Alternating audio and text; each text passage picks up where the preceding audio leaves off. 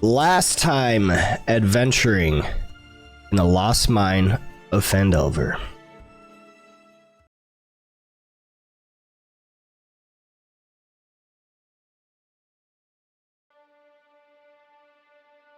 Our fearless heroes crossed the craggy expanses of the Sword Mountain foothills, their sights set on the distant Tribor Trail.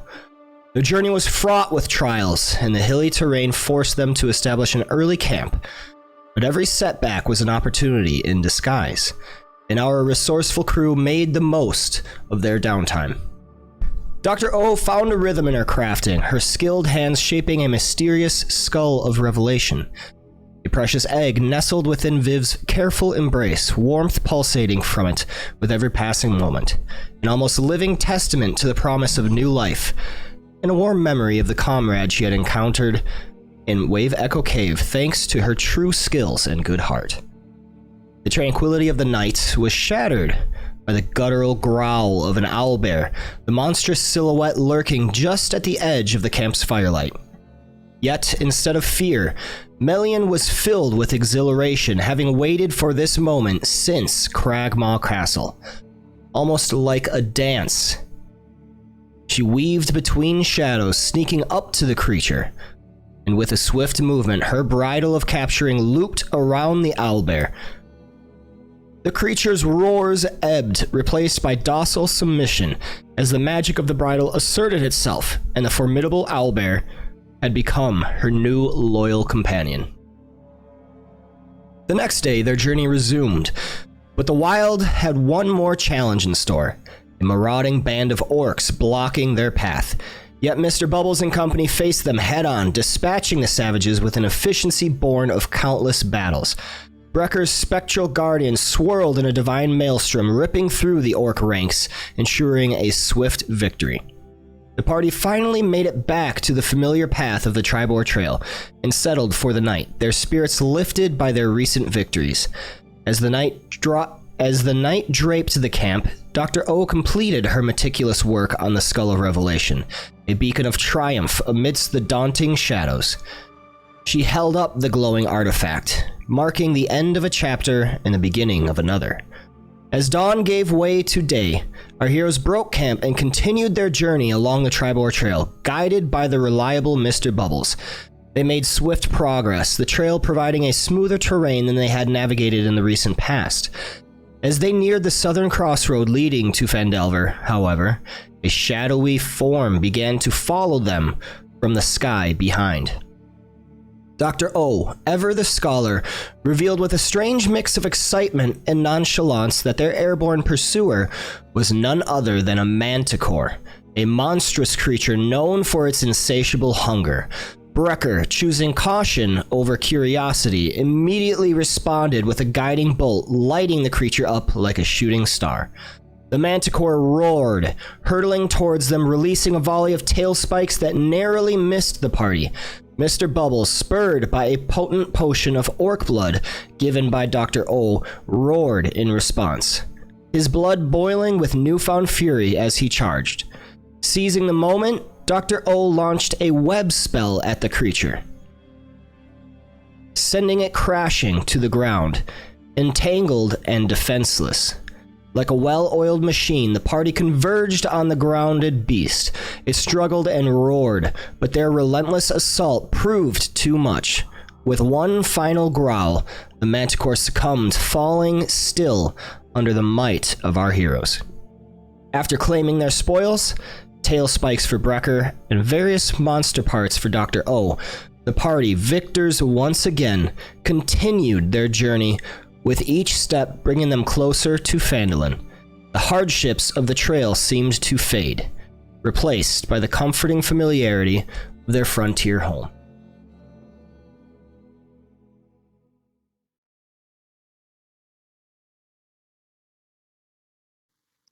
The manticore thought he frightened me, but you said we're a fearless party.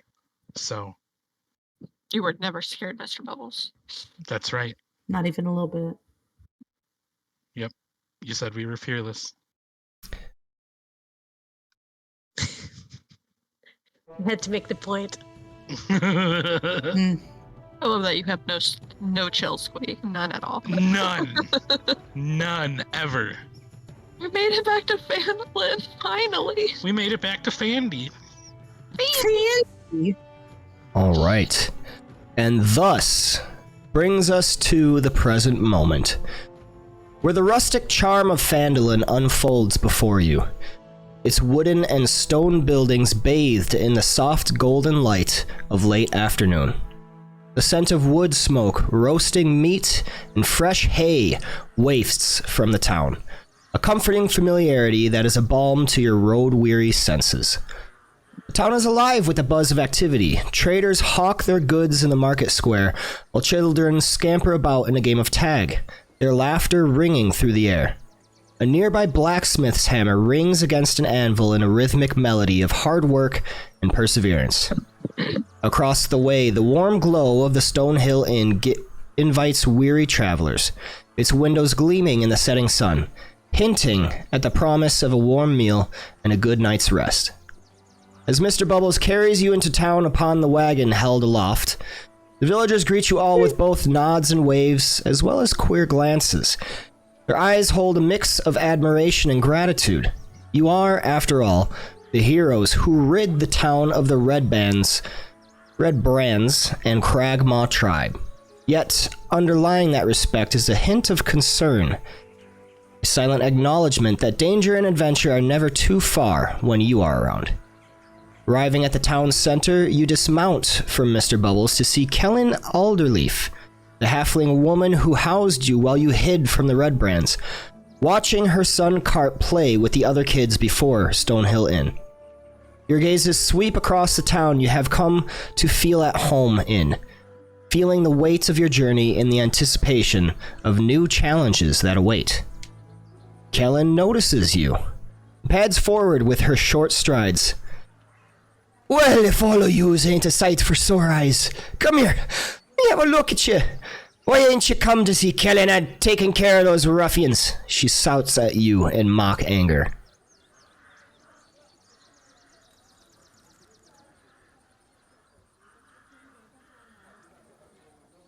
Well, don't be so quiet. You know, Kellen. Well, as it turns out, we've had a lot of stuff to do around here. Rightly so. I won't hold you to it. It's good to see you alive and well. You've been gone for a few days. We were wondering when you were going to come back. Yeah, when we say a lot of stuff, we mean a lot of stuff.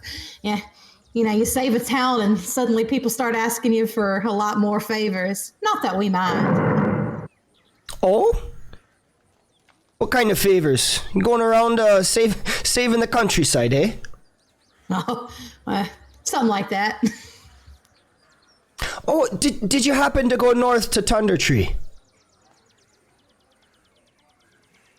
Did we go to Thunder We planned Tree? on making that one Not of our yet. tracks in the future.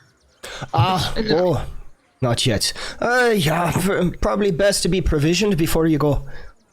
It's pretty out of the way. So we haven't done that yet. Well, it's neither here nor there anymore. Shutton, you've already taken care of the Cragmaws and everything, found their place, so not really pressing to find Redoth anymore. More just an old woman's wish, you know. If you do go, when you see Redoth, tell him I said hi. We do, and we just needed to come here back and have some rest. It has been some rough few days, but you know, how's everyone here? How is everything? What's his name? The guy that Sildar was working with, the mayor of the town. Oh, you mean Harbin? That fat pompous fool. She gets it. Is he still around? He's honestly doing better. Seems he's not a dumb man. He knows a thing or two. There's an intelligence there. It's just kind of a cowardly intelligence. With the Red Brands gone, honestly, he's The town is becoming quite prosperous, even in only the few days. Man has a knack for commerce. Everybody's pretty happy. Tensions are low. Celebrating. No fear of reprimand from the Red Brands. No talk of Glassstaff. Also, the Cragmaws out on the road. Travelers and merchants coming a bit more frequently now. There's no tell of goblins attacking. So, all in all, I'd say you've had a very good effect. That's good to hear. When we came here and we met him, we were not happy didn't say that with his either. instance. So yeah, with his stance on the town. But well, I guess I'm glad to hear that he's turning around, and hopefully Sildar is gonna, advise him on how to proceed. Well, he is a businessman after all. Yeah, the type that gets other people to do the dirty work for him. Too right. Never farmed a day in his life, I don't think. Ain't got muscles like these. And then she, holds out her forearm, and you see her forearm is actually, kind of bulging and just, really strong. And Viv gives an impressed whistle, not out of attraction, but out of respect. She then shakes her head. Damn. When you tend your own fields yourself after your husband's gone, you gain a little bit of self-respect, I guess we could say. Well, you probably gain a lot more than that. Certainly. Everybody's always surprised when I make my harvest, being a halfling and all. Every year, well. never miss. I'll show them to underestimate you. Too true. Say you're probably used to that a little bit, Viv. You ain't What's lying. that supposed to mean? Well, tieflings. Lots of people don't take things they take things at face value. Yeah, I understand that. I really do, But I've always got on just kind of using my charm to break people's expectations of me. Oh, yes. I would say you are a wonderful woman, Viv. And then she kind of rests her hand up, kind of as far up as she can get on your arm, almost as if she would rest a hand on your shoulder, reassuring, Don't let anyone sell you short. You found yourself a good bunch of friends here. I have to say I agree, she says, looking around. And the contact doesn't go unnoticed. Damn. She glances down with a little smile. Well, best be off getting home. It'll be time to start making dinner soon. Did you want to say hi to Carp? Well, of course.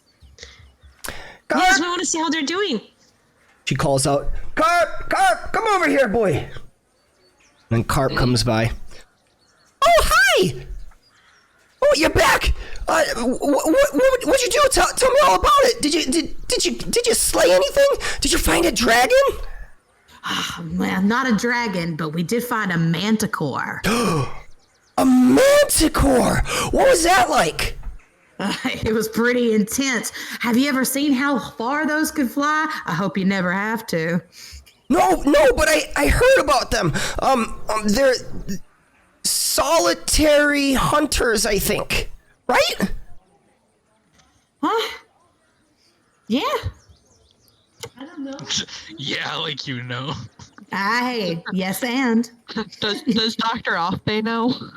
Yes, they are typically solitary, though they can hunt in packs. Okay, I just wanted to know how wrong. Yeah. I'm just thinking about Viv just going yeah, and then just looking at Dr. O. When interacting with children, Viv has learned that a lot of the times the best response is to nod your head and smile. She doesn't get to interact with kids much being a tavern performer, but when she does, she's learned a few things about handling kids. The manticore, those are the ones that have the head of a human with the body of a lion and wings of a dragon, right? Yeah, and the tail of a scorpion. Oh, would you like to see some wings? Yeah, you have wings? Let me see. Dr. Owlbear will like pull out the manticore wings and show the kid. Pretty His sick, huh? eyes are just wide in awe, and he like stammers for a second, doesn't even know what to say. Wow! Oh my god! Yeah, and then we have a new friend too, and I'm patting my Oh no. my buddy. Oh my god. Oh yeah, I forgot about the Oh owlbear. yeah. Yeah. If you haven't noticed the owlbear before, Yeah. you have now. Everybody in the town has been giving you a wide berth.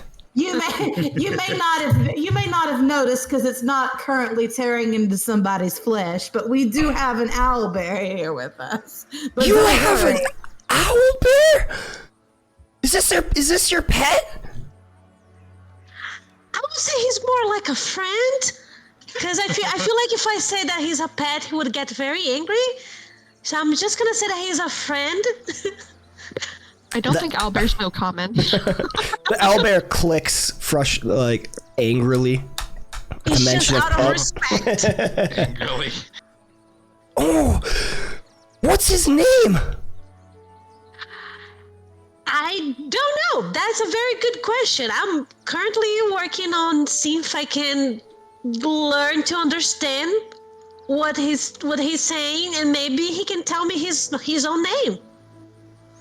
If he has one. If not, we can come up with one. Would you like to give me ideas later? Oh yeah. Can I pet him? I'm gonna. Kellen we look at the mom. Kellen is don't behind him. Mom. She like puts a hand in front of his chest. No, you need to remember, Carp. Not every dog is friendly. Okay? I would leave this one be. Oh, shucks, Mom. Fine. Maybe another time, huh? And he's like kind of bouncing up and down at that. Yeah, maybe next time. I'm still getting the hang of learning how he is, and so maybe when I learn how to talk to him, I can ask him about it, and we can see. How about that? Is that a deal? That's a deal. He looks so soft, and fluffy.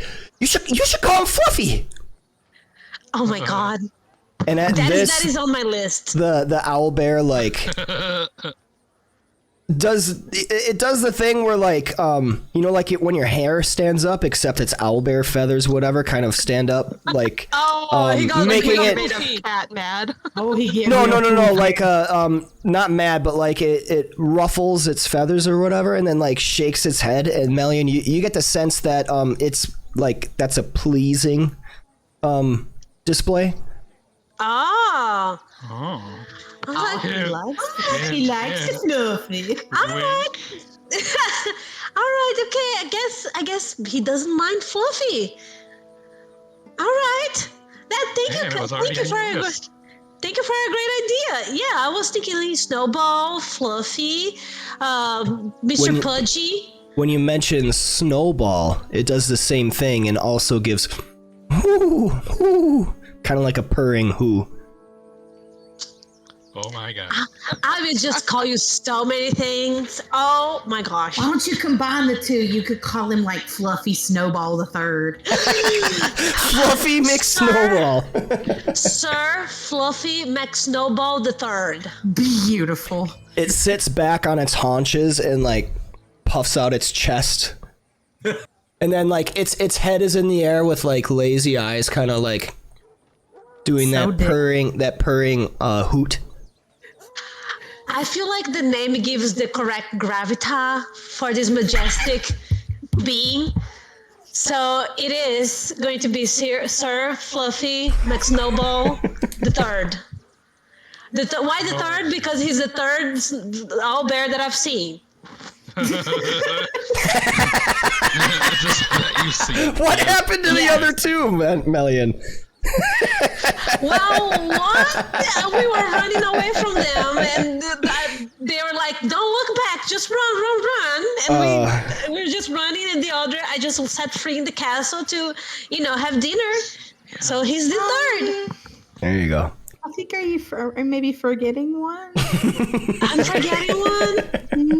Oh, maybe I'm counting. You know what? Never mind. Don't think about it. Don't think about it. Think about it. Math is not my strong suit. Yeah, memory ain't either. Wow. All right. Anyway, Thank God you're Sir pretty. Fluffy McSnowball the Third. Noted. You are so majestic. I'm gonna come see you later, okay? Thanks. Mom, what are you cooking? And then he starts kind of like walking away, and Kellen waves goodbye as she's like kind of chuckling to herself, ushering her son Carp along. Whatever it is smells good. I am happy because Viv, you are great at entertaining at the table.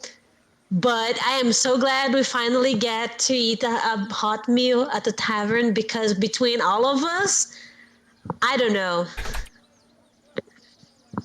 None of us can cook well. Yeah. Well, being a tavern singer, I never had to cook. I always got free food. My parents can cook, though. Damn. Well, yeah. Are we going to... Well, first we have to follow through with what we were just talking about. Mm-hmm. But first we need to rest. Yeah. Yeah, say that again. I need something alcoholic in my body. Okay. Where do you want to go? Our quest locations, like there's the apple guy, there's the mayor, there's the hot nun. there's the hot nun. Did we talk to her already? Or is Viv just trying to find the next? No, we had to take the thing to Agatha for her. Yeah, we talked to the banshee, but we didn't talk to the nun. Yeah, we gotta tell her about Bojangles' book. Yeah, I flirted with the hot nun, and then I flirted with the banshee, and now I'm gonna not flirt with the hot nun because I'm already in love, kind of crushing on somebody. And you mean Casper's Casper's mom? Casper's mom? Carp's mom has got it going on. Snorted. I feel like throughout the whole interaction, everyone was just watching like a Viv just throw the riz, and it's like she has a kid. It's that's okay. Single moms is hot. But she's a widow. Hey, don't downplay the MILFs. Yeah, she's not taken. She's a widow. Exactly. Fair game.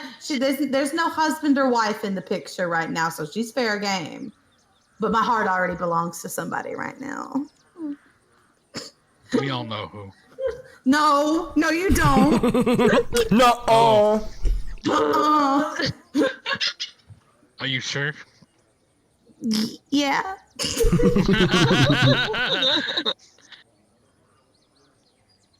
Well, I think we should see maybe the mayor first in Sildar.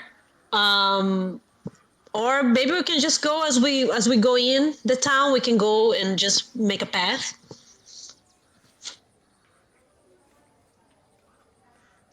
I don't know. I'm with y'all. Whatever y'all think we need to do. Yeah, I think the Shrine of Luck is on our way to the mayor, so. All right, let's go there then.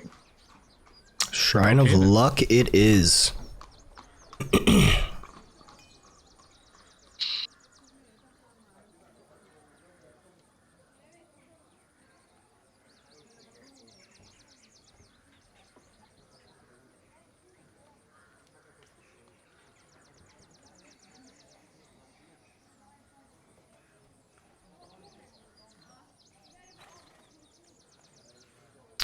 All right.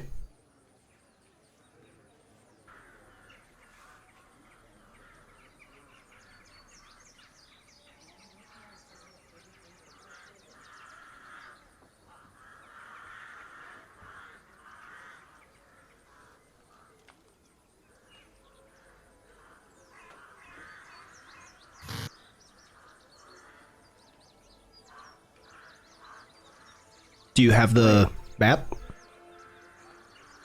Yeah, I'm on the map. Okay. Yes, we do. Yes. All right. I always spawn big. I hate it.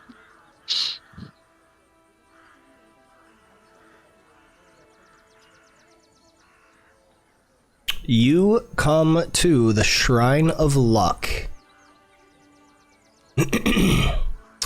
where you see Sister Garael is inside of the shrine, down on 2 knees, head bowed Oh. in prayer. As you enter the shrine, her head picks up a little bit, and as she looks back, oh, Viv, good to see you again. Pleasure's all mine. Jeez. Her face gets just the littlest tinge of red, and she looks down for just a second, and then looks up. Oh, let me finish real quick, and I'll be right with you. Take your time. And then she turns back around, finishes her prayer, does the signs and gestures to Timora, and stands up, turning to regard you. Well met. Tell me, you've been gone for some time. Did you happen to find Agatha? Indeed, I did. Oh, really? Thank Timora, the Lady of Luck, you are all well. I hope it wasn't too harrowsome. Not at all. Quite the opposite, in fact. Oh, really? Good. You are one with words, to be sure. Well, I've been told that. Are you hungry? Would you like to sit down? And she's looking at like all of you at this. What do y'all think? I wouldn't want to trouble you. Oh no, it's no trouble. I don't have anything. I don't have a meal, but I have a few snacks. Warm bread. You can share it inside if you wish. Well, I'm always up for a snack. Well, how about it, y'all? I could eat.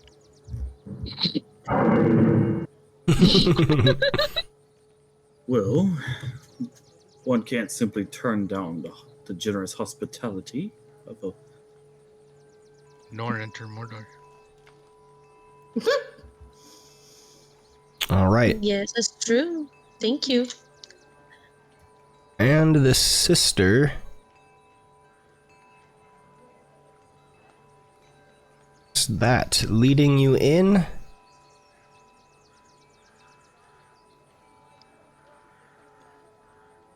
Come on, Fluffy.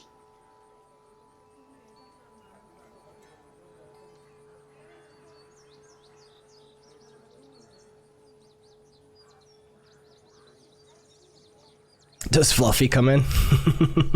I think I'm gonna ask Fluffy to just hang at the door. I don't think he's gonna fit through.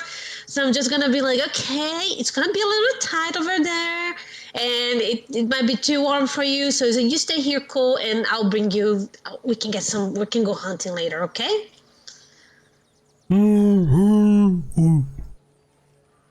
He plops down. I'm gonna pet him gently.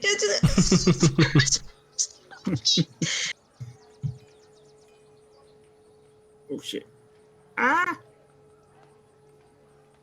right. Every time I try to move, I snap back to where I was. So I'm having issues. I'll fix it. We can just say I'm in there, and I'm gonna restart, I think. Okay. So she brings you over to a nice little furnitured living room. Brings out some fresh water and bread, warm bread with some butter and such. Some crumbling cakes, small cakes. Go ahead, make yourself at home. Tell me, how was it? What happened? Where did you go? What did you see? Viv takes the silver comb out of her pocket and kind of thumbs her fingers over the teeth. Well, turns out material possessions weren't actually too interested, weren't of interest to her. Oh? Yeah. She was able to tell me everything that she knew about Bogentle's spellbook, but she didn't want the comb for it. Really? She just wanted a song. Oh, you performed a song. Yeah. No. It kind of struck me when I saw her for the first time that she used to be somebody. You know, she's a banshee now. When people think of banshees, they think of some, just malevolent spirit. It's almost like they're completely detached from that person that they used to be.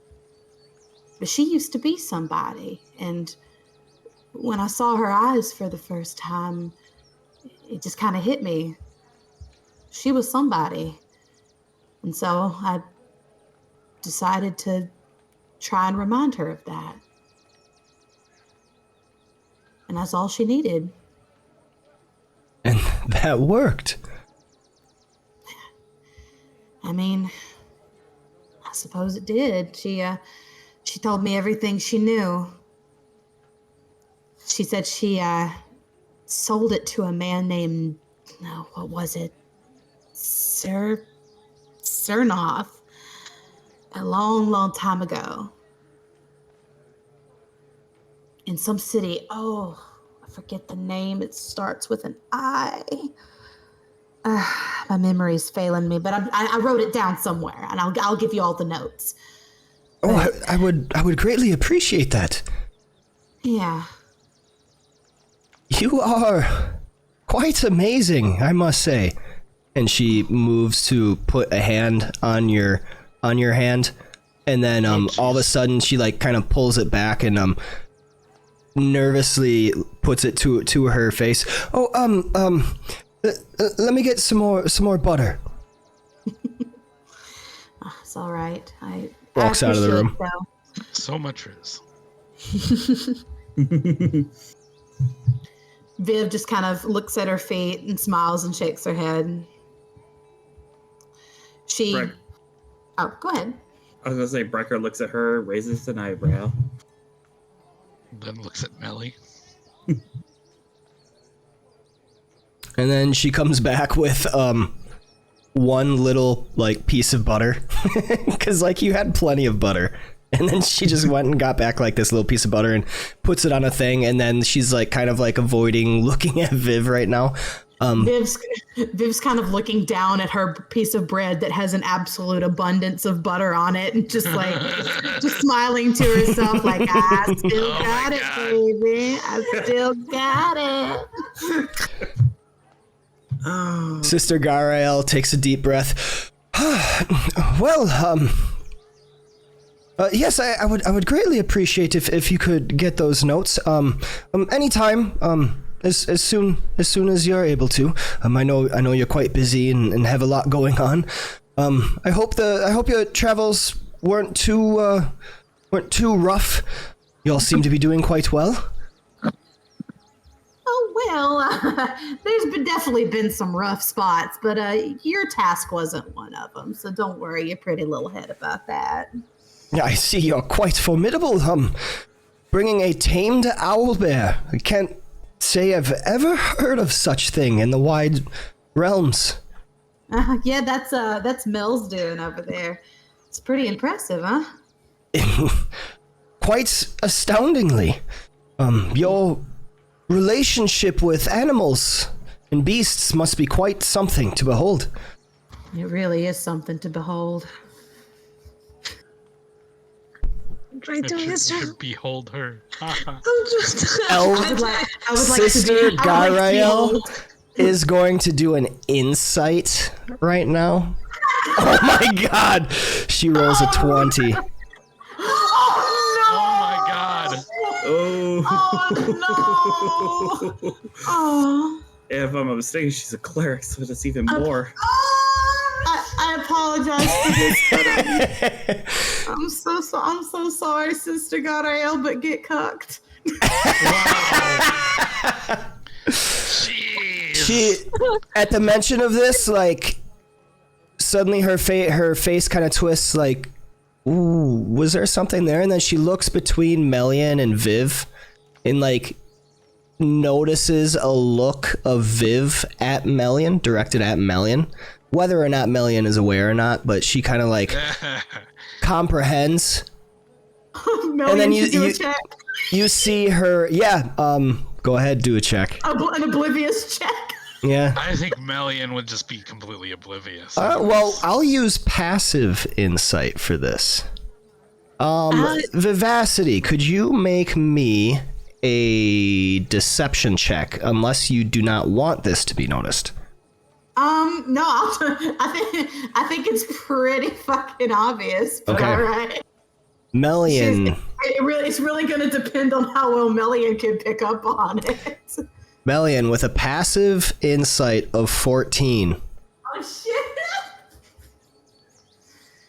It suddenly dawns on you, like right now, with all of your friends around you in this social encounter, this remark made by Vivacity, where you've kind of been noticing she's been super kind and warm to you, and it's like, man, I really have this supportive friend. Like, she's always saying nice things to me. She's so supportive. I can go to her. We talk about things.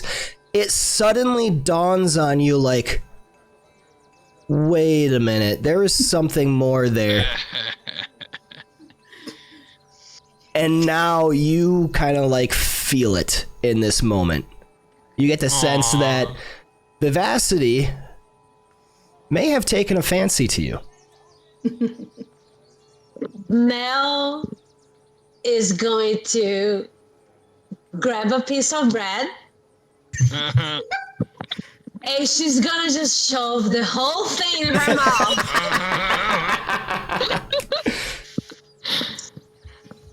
And she's going to pretend that she's explaining something about the owlbear. Because she feels, she doesn't know immediately, she goes into panic mode, she just shoves the food, and her first thought is like, I'm gonna put something in my mouth, just block it. That's what she thought. She's just trying to explain that. And she became friends with the owlbear. And it's just like, she's gonna kind of shrug, very like stiffly. And then it's just like, grab another piece of bread and just like be ready to stuff her face. All right. Viv just sighs. So while this was kind of happening, and all attention kind of went on Melian for a moment, Vivacity, you catch Sister Garael looking at you, and though her mouth kind of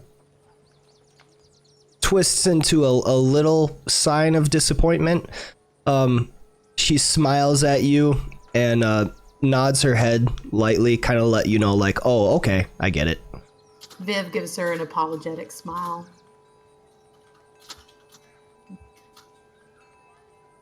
And then Sister Garael speaks up again. Where are you staying? Back at Stonehill Inn, or actually, I heard you cleared out the Wave Echo Cave for Gundren. Quite a bit of a surprise, to be honest, to hear about that whole deal, but word spreads fast. Of course, only to very select few of us. The word has not spread across the entire town, but I'm a confidant of sorts. Don't want to spread that too soon before Gundren's fellow clansmen come to reinforce the area. Are you staying in town, or perhaps going back to stay with Gundren?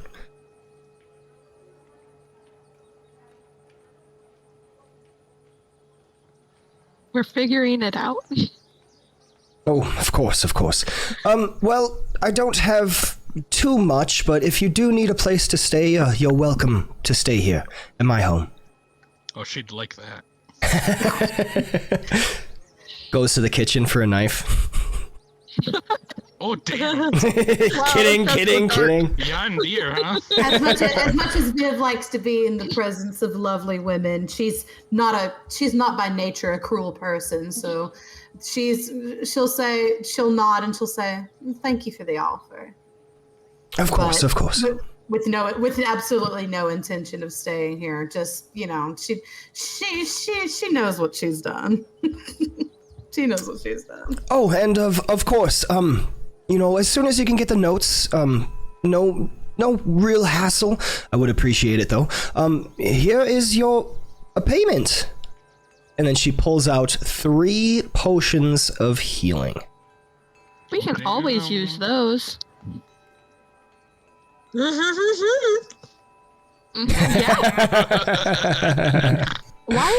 Why are you eating so much bread, Melly? Got a carbo load.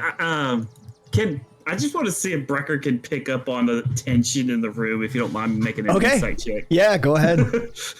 Oh God. I've decided Dr. Alfe failed hers. Oh yeah, me too, Brecker. 100%. You know there's a little bit of a love triangle jealousy thing going on.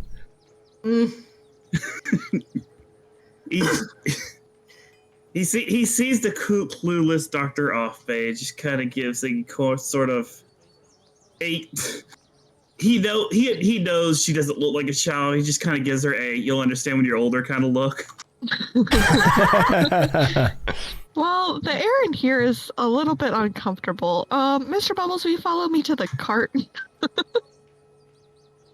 Poop, and Dr. Alfe just leaves. I can't move myself out of there. It won't let me drag myself. Okay. I think I'm going to Try that. follow her. I'd like to take a look at Talon Thanks. for a little bit. Yeah, now I'm good. Mel Oh wait. Mel is just gonna be like, she's gonna just grab another loaf of bread and just do like a little thank you for Sister Girl, and be like, just follow them. Cause she's like, well, that is awkward. Excuse me. I have to go right now immediately. Yes. She's like, this is too emotionally stressful for me. Excuse me. My mom said I have to go home right now. I just remember mother is sick. Damn. Damn. You good, Brecker? Yes, I'm good. Just remember mom's sick.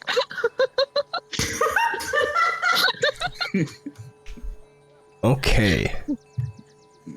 So I got the potions of healing in the party sheet. Who wants them? I would always take a potion of healing if nobody else will for it. Go ahead Carry and it. Could you do whatever you theoretically want with just carry that. that inside of your body, and then when you need to consume it, just disintegrate it? I think after time, the glass is going to get broken down by my acid. I have to imagine. And then I'll heal from all the glass. I'm gonna let y'all take those potions because I feel like I've taken enough from her. Damn. Damn. Breaking hearts. As everyone is leaving, Vivacity, last one out the door, Sister Garael places Oh no. a soft hand on your forearm. Vivacity, do you have a moment? Oh no. Yeah, I suppose.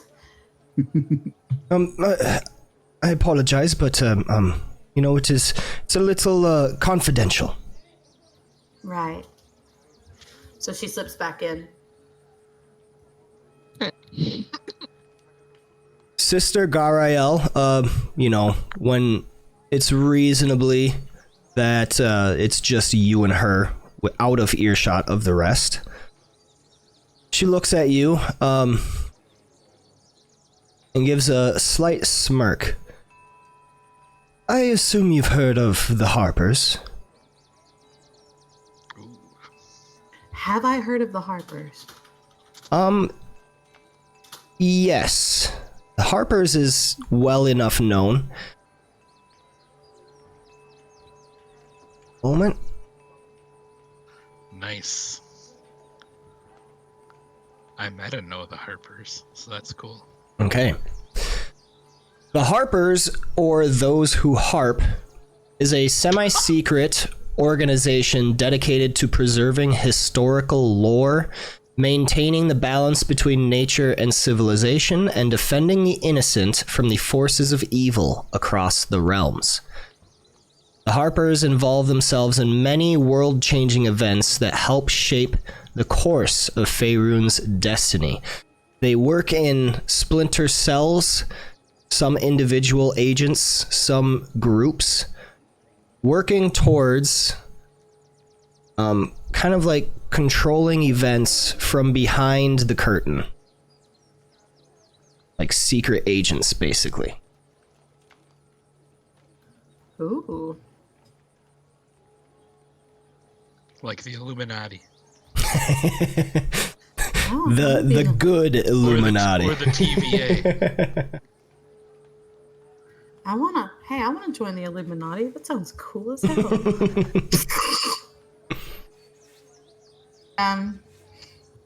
She leans in a little bit, looking around. Yeah. Why? Sister Garael reaches into a fold of her robe and pulls out a badge.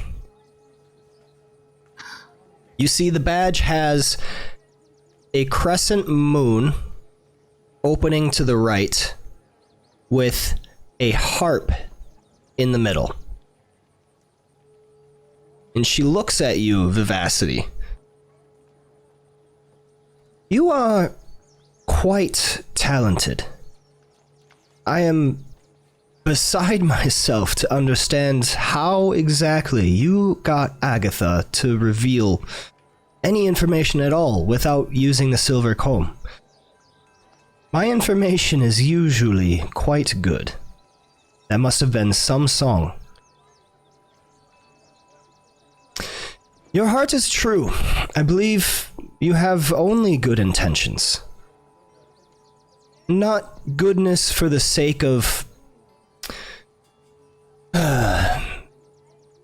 yourself, not goodness for the sake of any ulterior motive, but just goodness. Wishing to make things good for people. These are the ideals of the Harpers. If you would, I invite you to join us.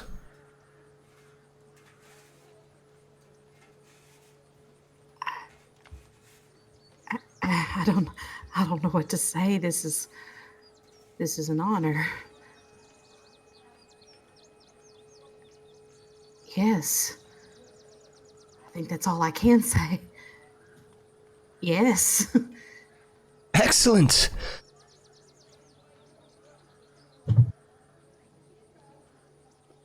Girl rizzed right into a secret society. Best way to do it? She's too powerful.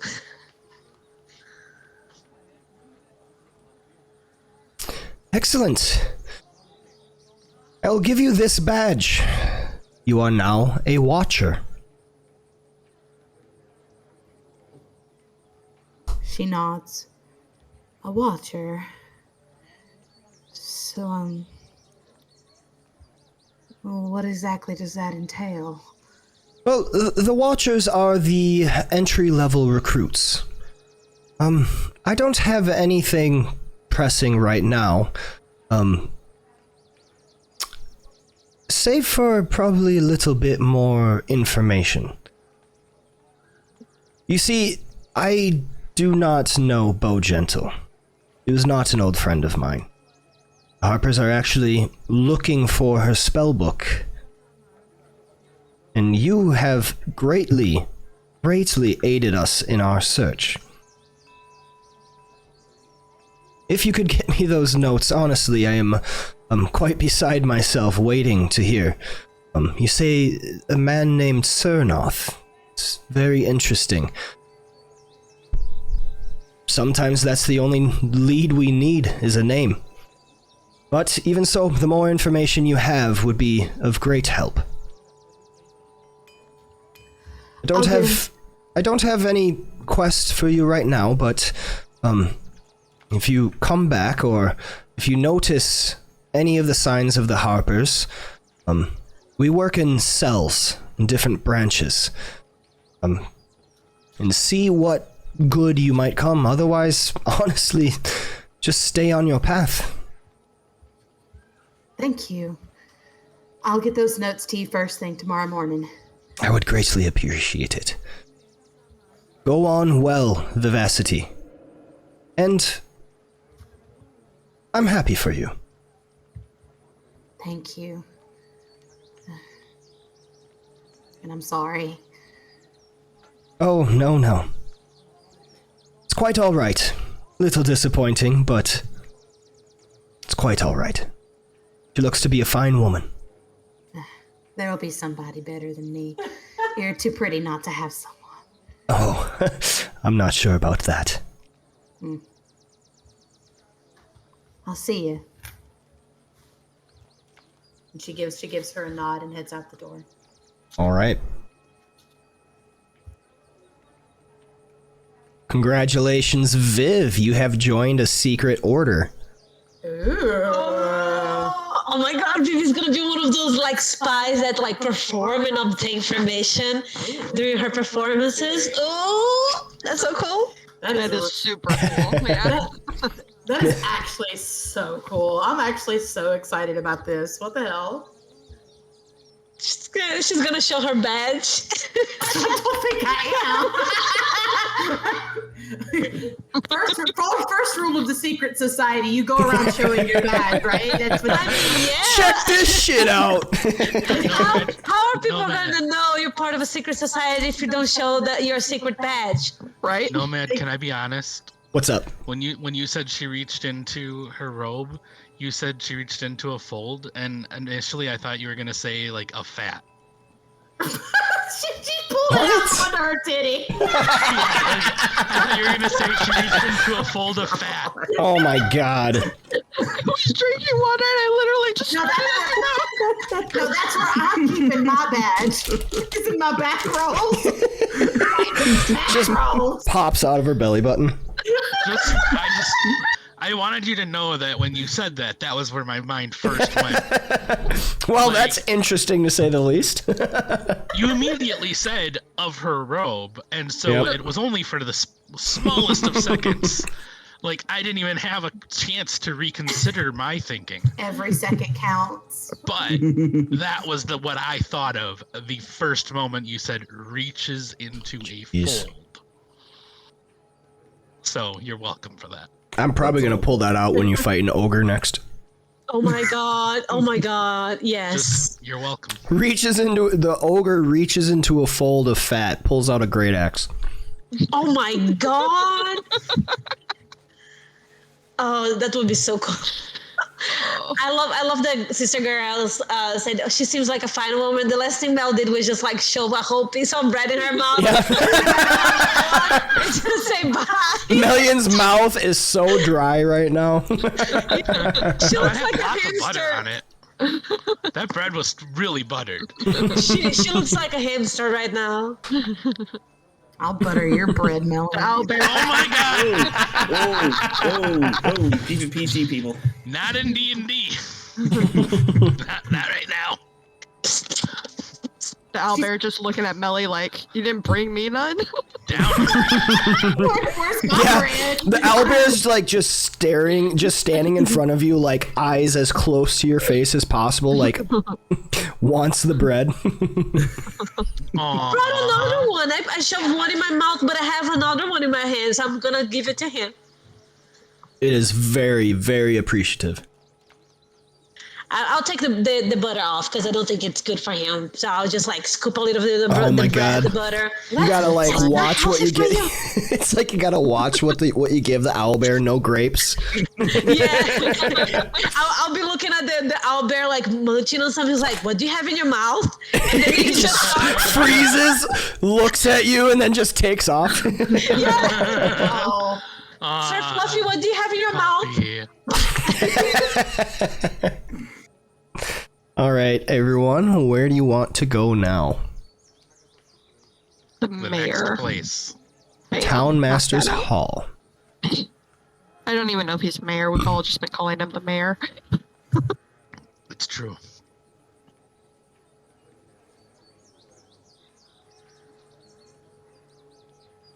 Okay.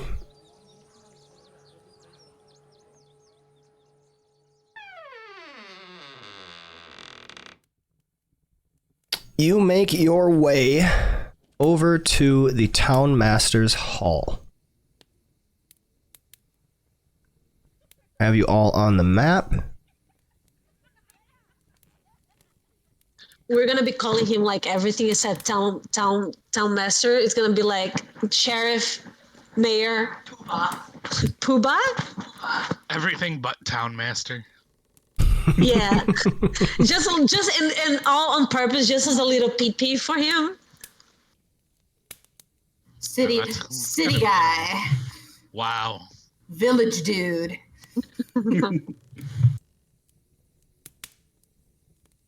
Municipality man. Municipality man! No, you can't put a church there. Oh my god. I am Mr. Municipality man. I love that you're doing it with your Sildar voice. That's how Sildar makes fun of him. Sildar mocks him like that. At night when he gets home, when he gets to the inn and he's done dealing with him, he's like, I'm a municipality man.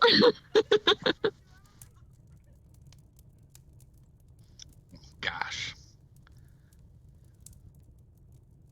Oh my gosh, I can move on this map. Good.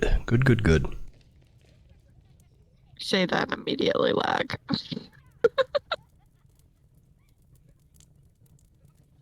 Yeah, I'm just gonna stay outside so I don't have to worry about it. Do you want Mr. B to be inside? No, it doesn't matter. It's not Okay. like he can talk to them. Got it. But Mr. B it is can just keep kind the of- owlbear company. Yeah, but it is just lagging a bit, so it's just rather than worrying about moving in and out. Mr. B and the owlbear stay outside. Two animals facing off. Hey, Wow. the difference is I get a share of gold and he doesn't. First National Bank of Bubbles. Oh, I want to make a logo of that. All right. As you enter, you see Sildar and Harbin speaking with each other, a little animatedly, over some documents splayed out on the display before them. As you open the door, Dr. O. Sildar casts his glance upwards. Ah! Dr. Oafbay! Nice to see you! You've made it back! Your friend's not too far, but oh, yep, there he is, Brecker. Excellent.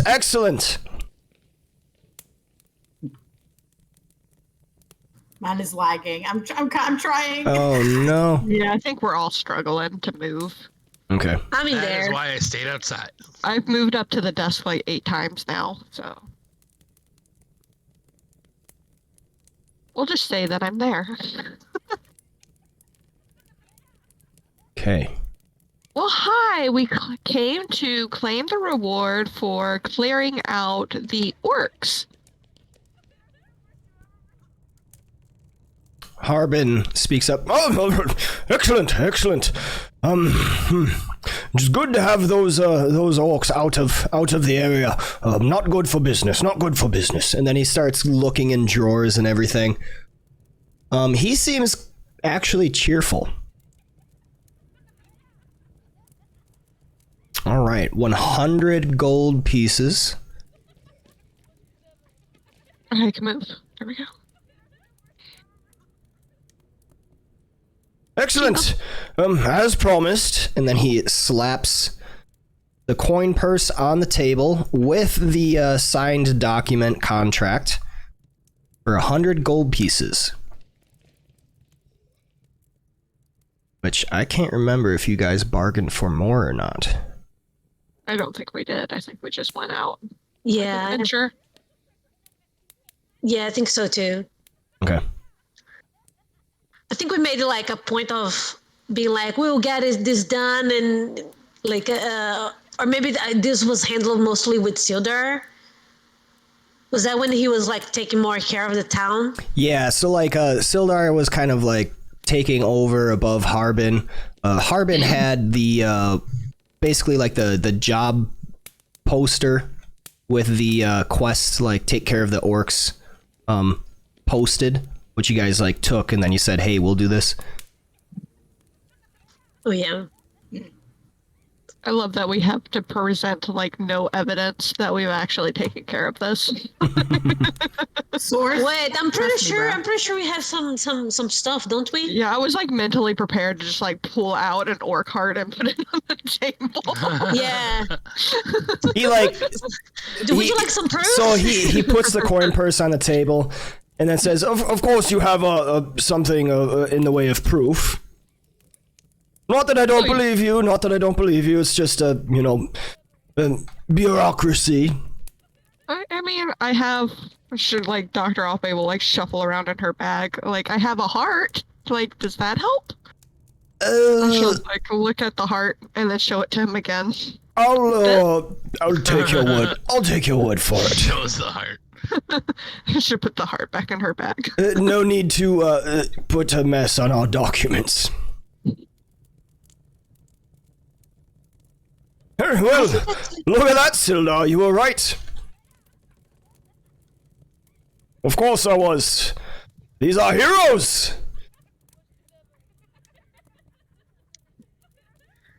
I feel like hero is too strong a word. Yes. Oh, no. Not strong enough. Heroes of Phandalin, to be sure. Took care of the Red Brands, took care of the Cragmaws. You opened up an ancient mine that was lost to the ages, helping Gundren. Wasn't that a secret? And at this, his eyes open wide, and then he turns to Harbin. You're going to keep that secret. Harbin, Shit. Harbin kind of looks like between you and him, like, I don't have any idea what's going on. He's like, don't worry about me. Anything I can do for Gundren, right? That reminds me, where is Gundren? Forget you heard that. Sildar turns back to you and says, right, he should be actually back at the location. Kind of like, quoting like the location.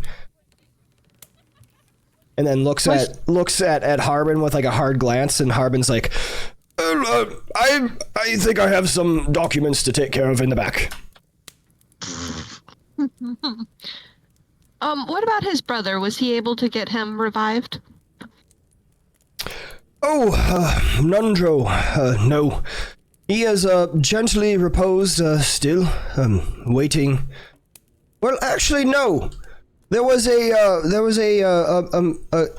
messenger caravan that came by a few days ago. In fact, I believe he was placed on a wagon and sent up to Neverwinter. Fantastic. I'm sorry, what was that? I said fantastic. Oh. I just Shipped off like some goods. glad he's being taken care of. Uh, Dr. Alfay thinks it's slightly weird that the brother's not accompanying him, but, she doesn't care that much. Sildar looks kind of like he's got something to say, but he doesn't know how to, bring it up. Do I notice this? Oh yeah, it's pretty plain. He's, trying to find the words right now. You're outside, Mr. Bubbles, quiet. I'm just talking to the bear. Did something happen while we were out? I mean, we've seen some people in the town, and I don't think anything serious happened. But your face doesn't look good. It looks a little bit Your grim. face doesn't look good. Wow. It looks a little bit green. That's what I meant. Belly. It looks a little bit green. That's what I meant. Sorry, just trying to find the right way to bring it up. See, Next, go up to someone and tell them they look tired. She won. She has a -1 charisma. Man.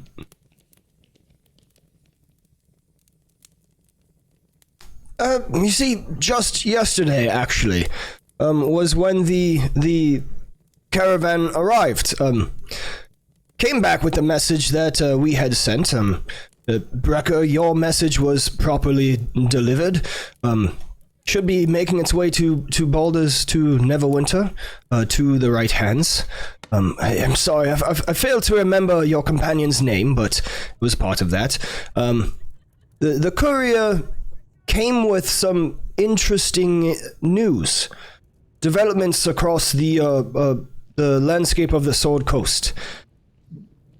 There's an odd, don't know if I want to call disease or infection, something, a wasting disease making its way across the lands. Not quite sure what it is, but it was a little difficult for Gundren. Nundro is on the way to Neverwinter, going to a contact, a close contact of his, should be able to revive Gundren, but this news of the wasting disease, we didn't want to waste any time. Could you explain to us the symptoms of the disease? He says as he kind of glanced towards Million. Yeah, Malian is all attention on him. It began some time ago.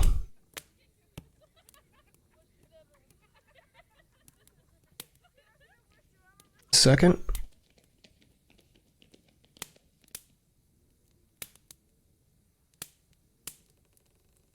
Began quite recently, on the 15th of chess, but just wasn't really noticed until a few days later. No one in our town of Phandalin is so affected, which is a good thing, but it sounds like there has been a common denominator which has been discovered. Starts out with just tiredness and lethargy, but it seems to be progressing a little bit more, getting worse every day. Barely able to do most mundane tasks, having to stay in bed, too tired to get out. Wasting away, food doesn't quite stick to the bones. Hasn't progressed too far to cause that much alarm, but certainly enough to be noticed. Common denominator seems to be all those who have been resurrected from death. Oof. What?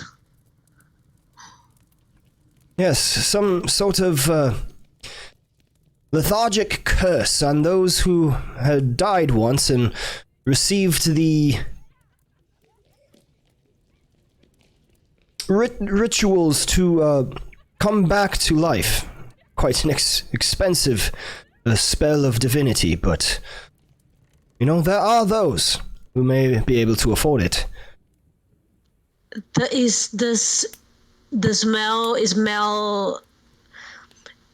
aware that if her mom was revived at any point? You don't know. This is something you have not heard of.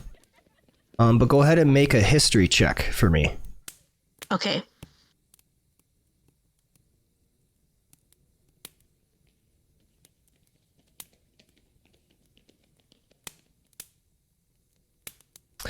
Yeah, you definitely remember, you know, your parents kind of sheltered you.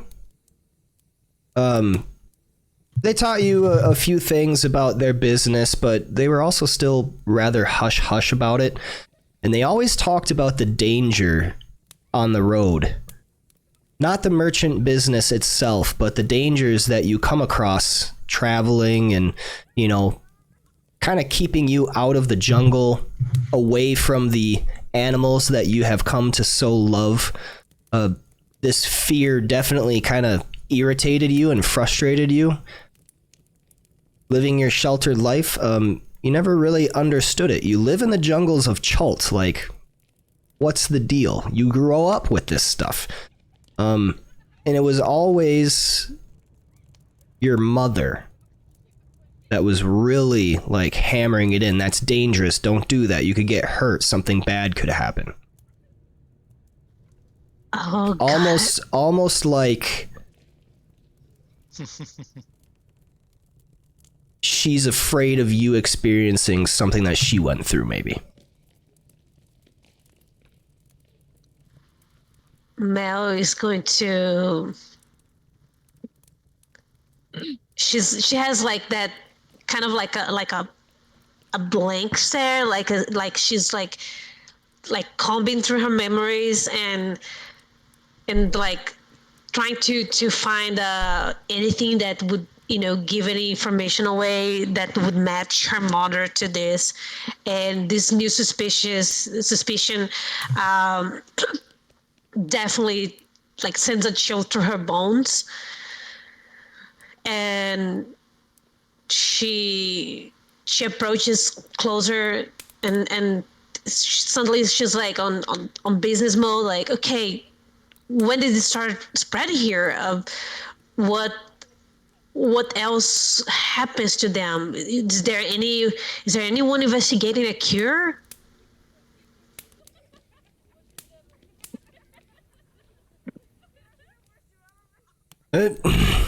Well, from what I hear, no. Spells don't work. Priests can't find anything. It's just a tiredness and lethargy, of course, but, you know, they're looking at how quickly it advances. It doesn't appear to advance too quickly, but all the same, it is a prominent worry around the area, to be sure, but nothing seems to help or abate it.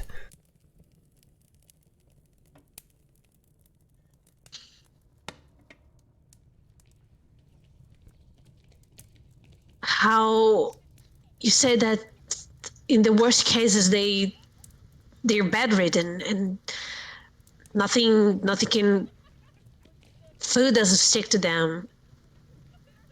Is anyone in danger of dying? We're unsure as of now. Nobody's died from it yet that I've heard of, that was, you know, told to me, but doesn't mean it hasn't happened. This is only recent news.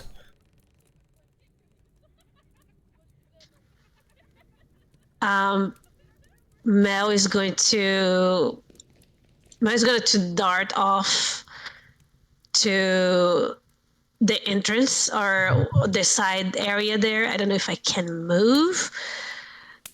Let me see. Oh, I can move. Okay, perfect. Okay, she's going to just where's the exit? Okay, she's gonna get out, and she's going to use her sending stone. Okay.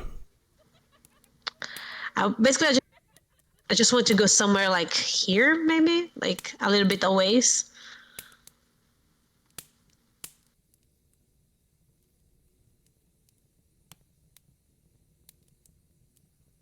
Right, you pull out the smooth, polished stone, speak the command word into it. There's a little bit of static until suddenly gets clear. And you hear a voice familiar as Spix the Blue responds. Yes, hello, Melian? Is that you? Quick question, DM. Is there is this like is there a specific amount of words, or do I know like if I can talk back and forth? There's just one message that I send and one that I receive. Where's your? Trying to find your sending stone. Inventory. There it is. Okay, sending stone. Sending stones come in pairs with each smooth. Blah, blah, blah, blah. Cast the sending spell with it. You send a short message of 25 words or less to a creature in which you are familiar. Okay. So you basically send a message, and then they can respond. We'll just do walkie-talkies though. It's easy. All right. Okay. I'm going to try to keep it short and just send her a message saying, I have gotten news about this disease that is affecting Mother. It's spreading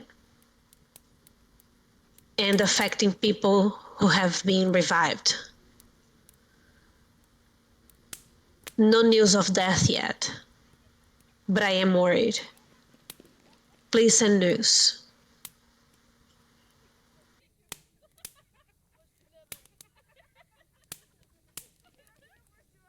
You hear a response. We've surmised a bit much of the same. This news has not reached Chult yet. However, we have found others afflicted with the same condition. I am so sorry, Mel. She didn't want you to know.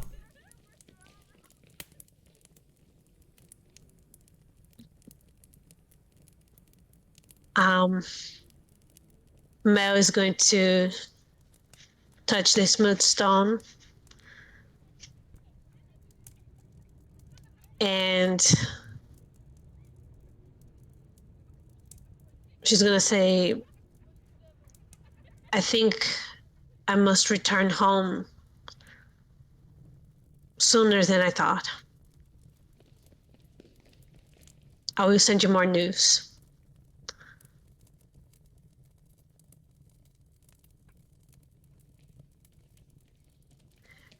And she's going to look at the rest of the crew and at Sildar and move closer back to them. And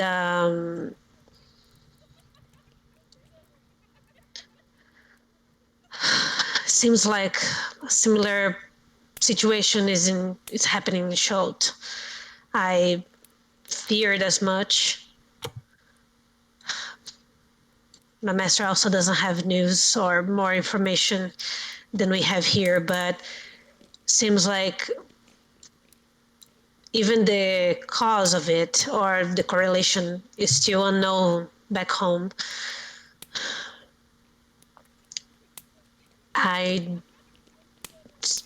Sudar, do you know where this started? Do you know where the first accounts? Is it from the south? I don't know, but that would be interesting. Can't say. Of course, this is all news to us. If you plan on going to Neverwinter or Baldur's Gate anytime soon, I'm sure they would have more information there.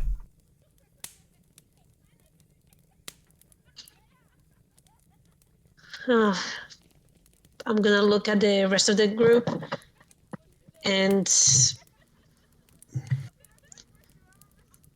well, seems like does anyone want to go to Neverwinter?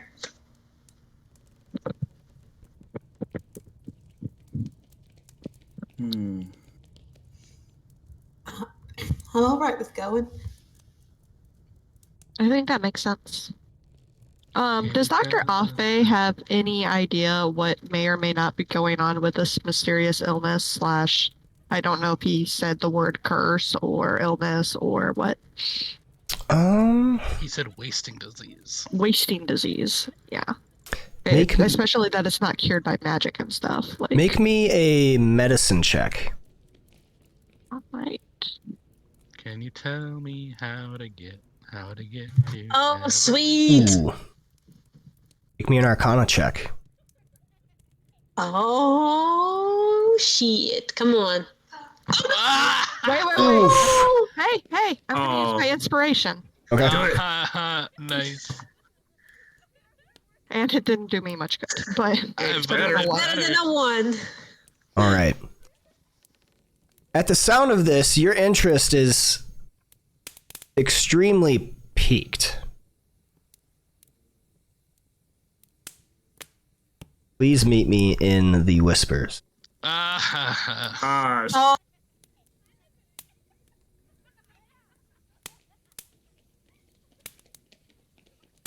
Oh my, what an interesting affliction. Lethargy. Wasting away. Still alive. Who knows how much time they have. Interesting. We should go investigate. We should. It does sound really interesting.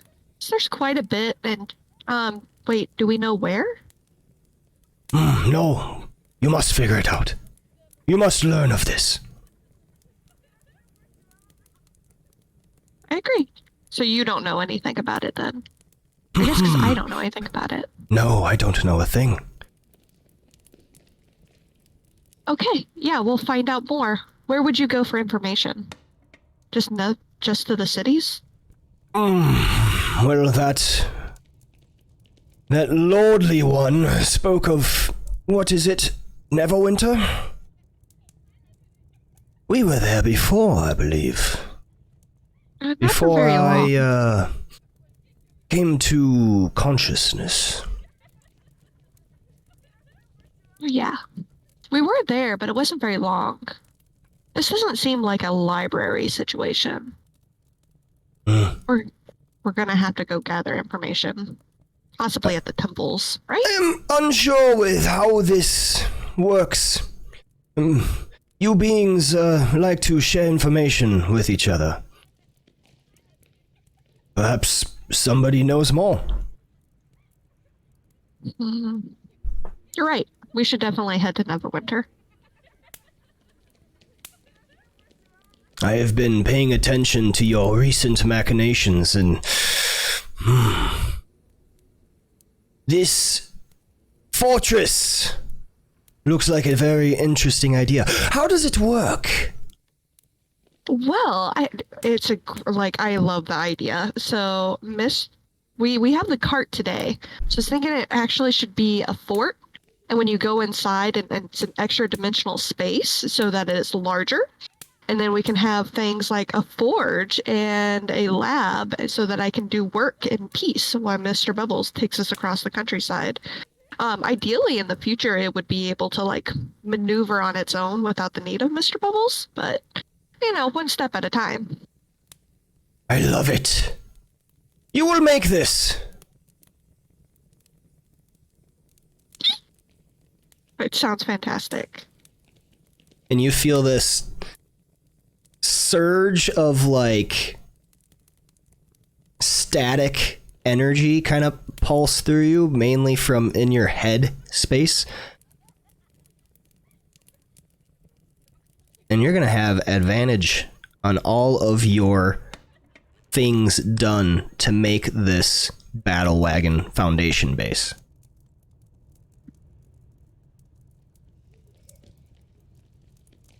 Super exciting. Along with that, this death curse thing, it does not seem natural at all. The fact that spells and such don't work on it, you wonder if they're not wasting away like normally. Maybe there's something causing it that they have not identified yet, so they're kind of like trying to heal the wrong link in the chain, so to speak. But you know, with that Arcana check, you just not really picking up on much, save for it's probably magical or supernatural or something like that in nature. Definitely not a like regular disease. There's something else going on. Okay, that all makes sense. Yeah. Okay. Hi. Finally. Hello. Oh my god, this suspense is killing me! So I do think that it doesn't sound like a natural disease, not something normal that would go around a population. If I were to take a guess at it, it does seem magical in nature. I don't know to what degree. I don't know exactly what it is, but it feels supernatural. It feels magical. Ultimately, we just need more information. We need to be able to study subjects who potentially have it or speak with those in Neverwinter. Sildar kind of speaks up. Magical disease? Let's hope not. Thanks to all the gods of light, we don't have another spell plague on our hands. A spell plague, you say? What happened there? I'm not very familiar with the lore of this world. His brow furrows and he looks at you like, what? He's like, It's just her way of saying it. It just means that she is not very familiar with it. oh, Yeah, I mean, as you can see, I'm young. I just don't know much. Yeah. Yes, the spell plague. It ravaged the lands, changed some of our landscapes.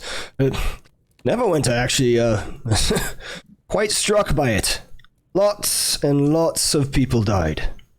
Oh.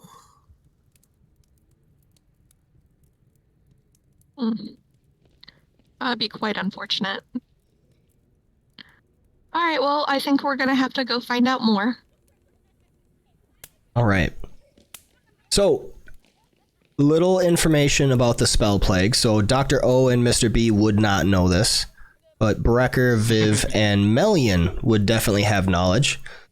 The spell plague was a disaster that struck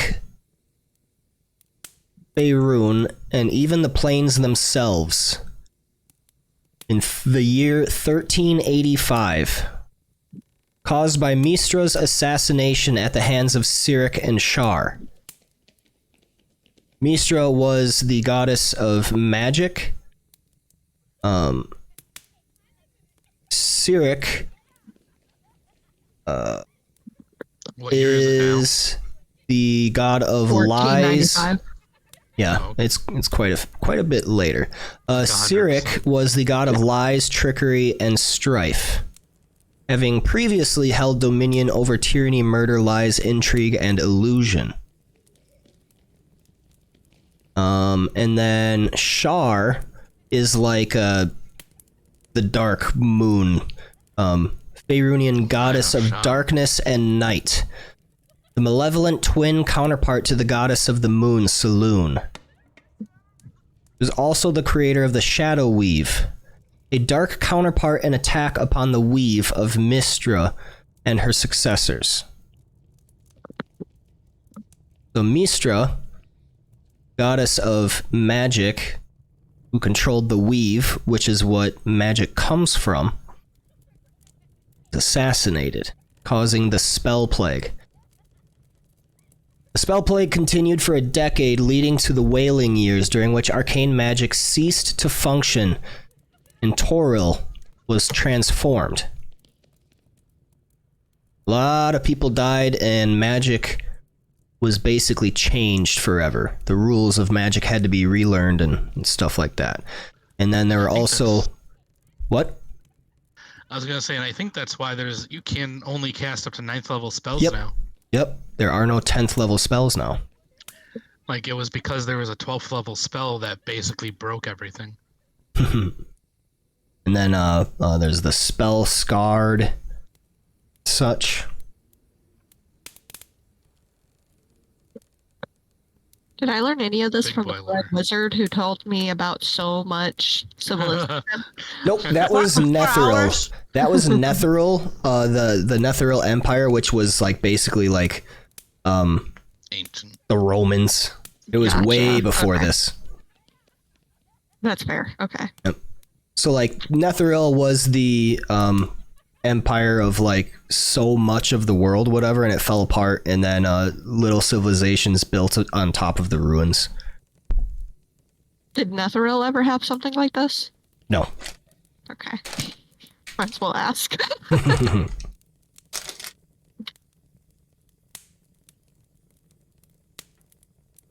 All right. So I suppose we go rest, put in the rest of our quests, and head towards Netherwinter. Yeah. Yeah, I would like to do that. Sounds like a plan. Damn it, Okay. no, I wish I hadn't eaten all the bread. I want to eat out of sadness. Oh, I thought you were now scared of food. Like, is it the food that's poisoned? That would suck. Oh, that'd be scary. I mean, Paranoia there'll eventually be madness. that. There's eventually going to be that kind of panic, though. Yeah. Start dying. Now I have this idea that Mel got her bad luck from her mom. That's why she was always so close to dying. Wow. That's why you're always on the verge. Yeah, like mother, like daughter. It's just because you have such a good party that you haven't actually crossed that line. Yeah. Like if Mel had been walking by herself, she would be gone.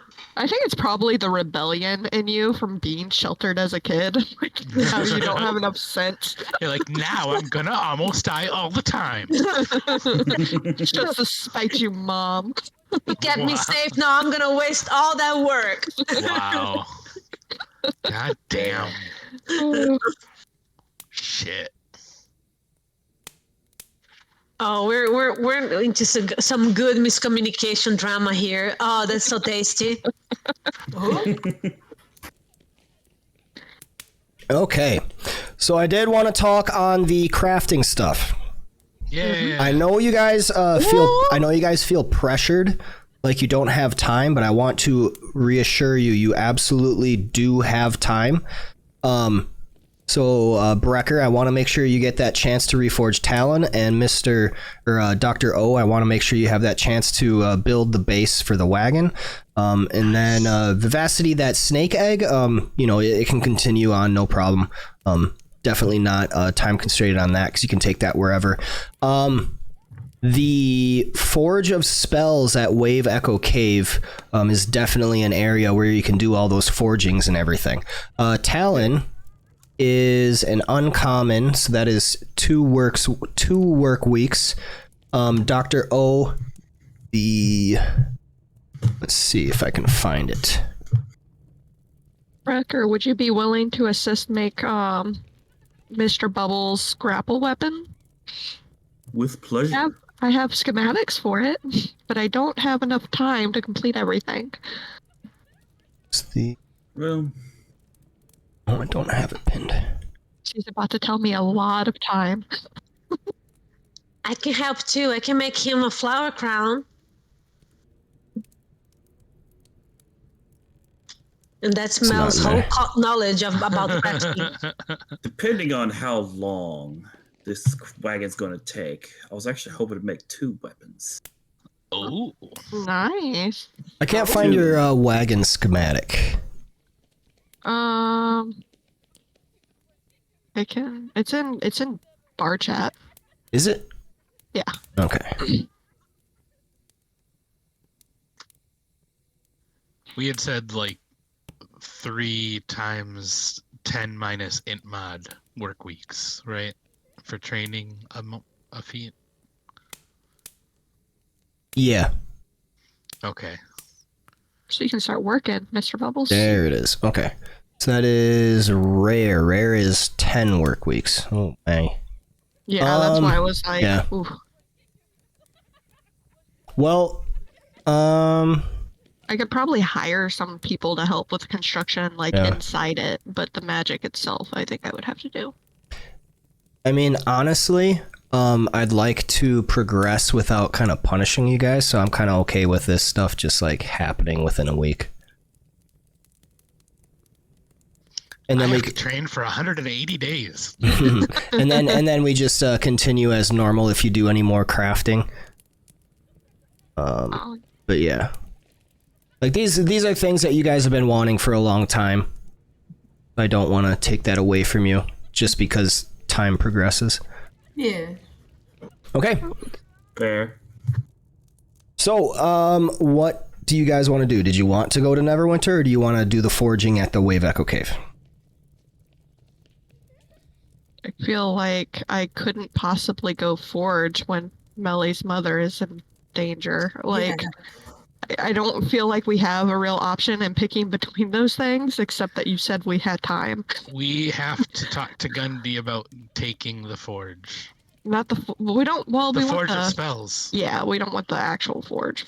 The forge of spells. Yeah. I think it would do a lot of good, and maybe we could revive it, bring it back to its once vigorous self.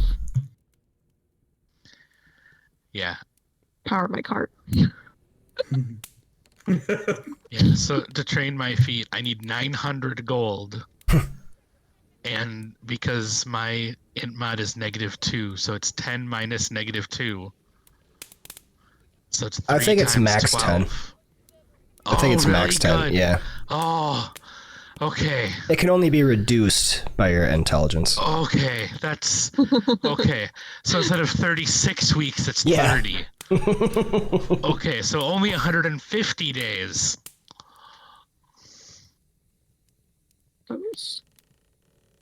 Cart, Mr. Bubbles' weapon,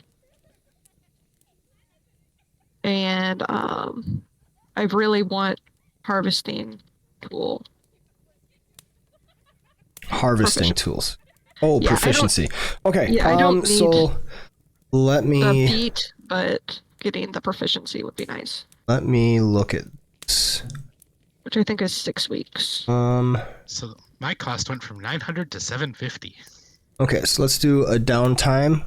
Dr. O, you want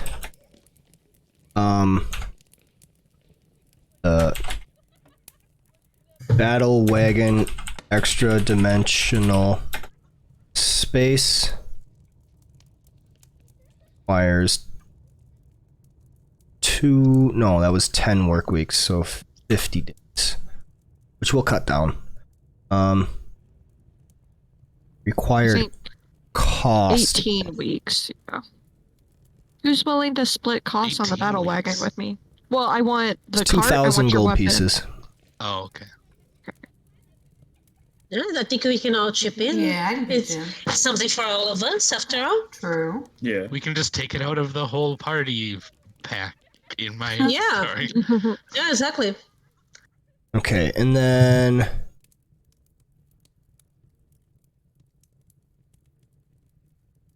Goodbye, money. It's been nice. we wanted oh, the Mr. B's drill, which Just do like Not the that. drill, the the rocket grab. Yeah, the grapple. Yeah. rocket grapple. 5 days on that. Nice. I had such a stupid thought. 50 I was gold. like, I thought about the drill, and I was like, "Ooh, Mr. V can just drill us across the planet, the whole new place." Through And the then, core. and then I was like, "Wait a minute, is this planet like regular shape or is it flat?" That's a really good no. question. Do we live on a flat plane? Mel is a flat earther. Oh my god. It is the plane. Like, it is called the plane. Exactly. Okay, harvesting kit proficiency. Oh, yeah. I really badly want that. What was that? 10 work days? Yeah, it would be 10. No, it would be Or 6 one- weeks. It should normally be 10 weeks, but her intelligence score gets it down to 6. And that's 25 Oh, gold yeah, per yeah, week. yeah. 6. Okay. So 30 days. Holy shit. Good thing she has little bubbles to help. Plus 25 per day, right? Yeah, it's 25 gold per day. Per work week, not day. Work week. Yeah, 25 okay. gold per week. Got 25 per day, which would be devastating.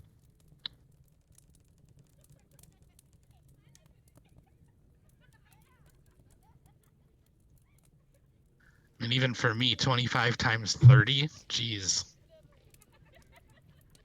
This is a really stupid question. 6 times 25 is 150? Yep, 150. Yeah. All right, and then you did want the feet, right? I don't need the feet. I can let go of that. If I can get the proficiency, I'll be happy. What else I'm just making a note so I don't forget about it. In the I'll probably never downtime. get the feet. It's too much work for what it is. Okay. And then Mr. Bubbles. You wanted to train what? Mobile? Mobile. Mobile feet. I mostly just wanted the 10 feet extra, but That's 50 days.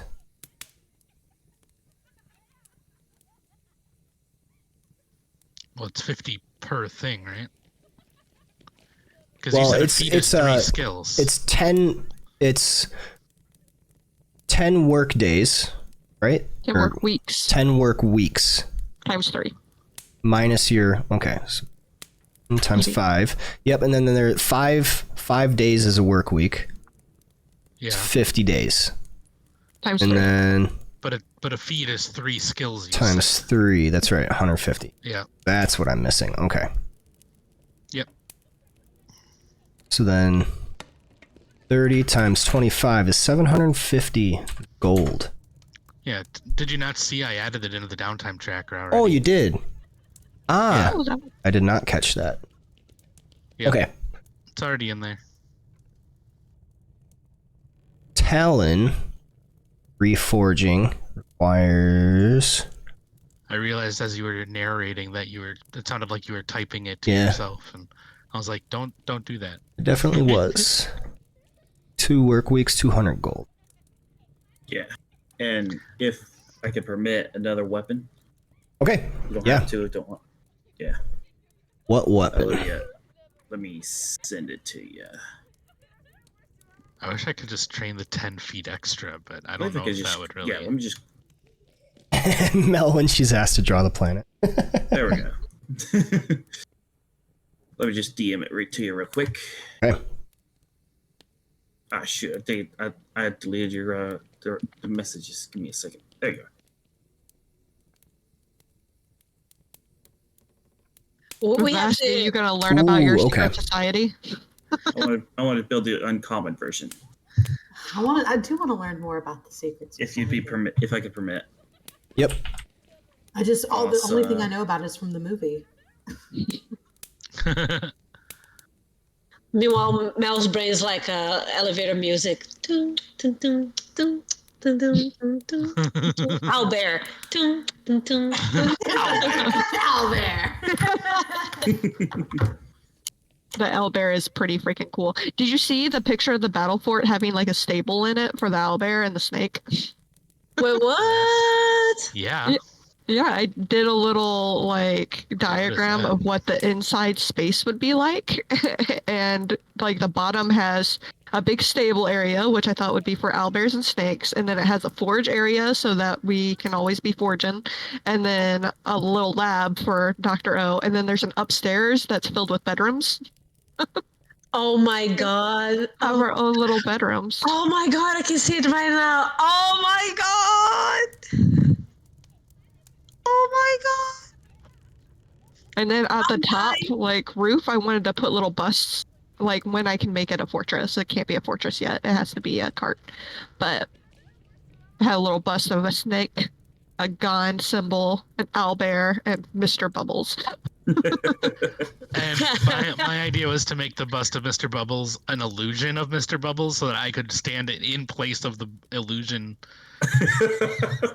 Like when I'm keeping watch at night, like I can just stand in the place of the illusion, just like a gargoyle.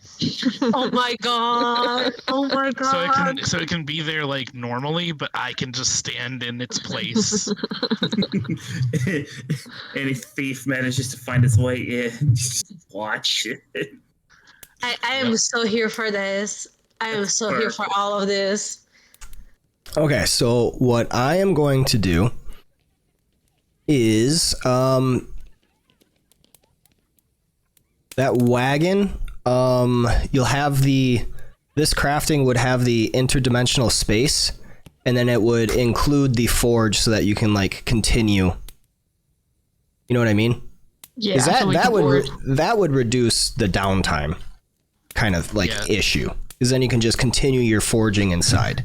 Yeah, we can do it on the road. Yeah. Perfect. So That's really why I wanted it. Yep. Yeah, so we can do things like that. So like we'll just do like we'll basically without having to go through all of the parts and role playing, when you get to Wave Echo Cave, it turns out that the Forge of Spells actually expedites the crafting. So yay. you can complete it in a week. But does Gundy want the Forge of Spells? Is he attached to it? That's the real question. He looks at you and he crosses his arms over his chest, his head kind of like going back, and you see like the businessman comes out. Well, you've got to say, how much is it worth to you? I mean, we did save your life, your brother's life, and hopefully your other brother's life. I feel like those are pretty hefty prices already. But honestly, like, we don't have a ton of money, but I mean, ideally our goal is to get it up and running again, which would be pretty significant, I think, for you in the future. A good business investment. Make a persuasion check, Dr. O. Oh, Can God. can I guidance this? Yeah, I was gonna offer that too. Bardic Inspiration! Like just the big dog. Eyes. I don't know why I talk. Okay. My character is terrible. Hence why the guidance. Because we have a history with Gundy. Here's my You negative should two. honestly have Guidance advantage. is verbal. So, Brecker, he would know you cast that. You can still do it, but he would know Be you're like- casting a spell. Be like, you I got might this. ruin the negotiations a little bit. Just be like, you got this, Soft Bay. I know. I wish I could have done it like enhance ability or something before having this talk. I mean, technically, you could have. We would just suddenly were there. So, We're suddenly there. like, I asked about it and Yep. suddenly poof. So, Did you want to do anything in preparation beforehand? Can I use enhance ability beforehand? Sure. Yeah. And then guidance. give her- yeah. Technically speaking, Guidance? I asked about it, and I'm Mr. Bubbles. I can't ask.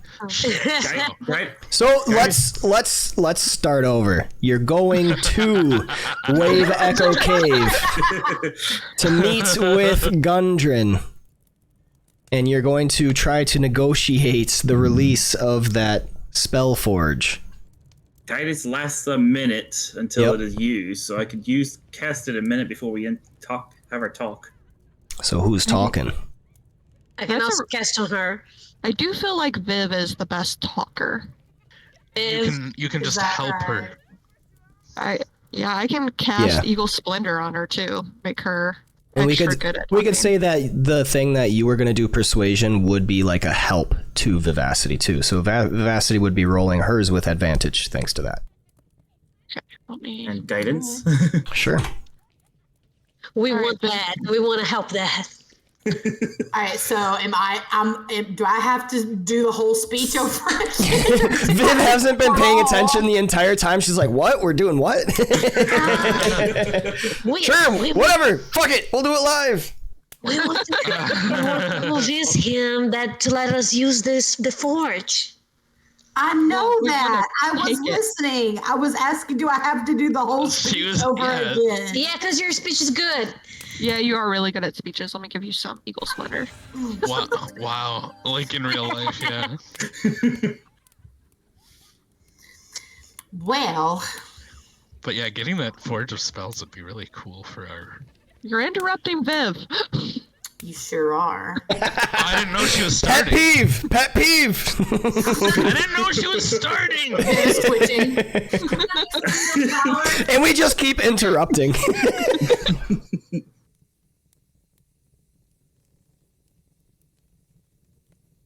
Do you want this fucking forge or not? Oh my god.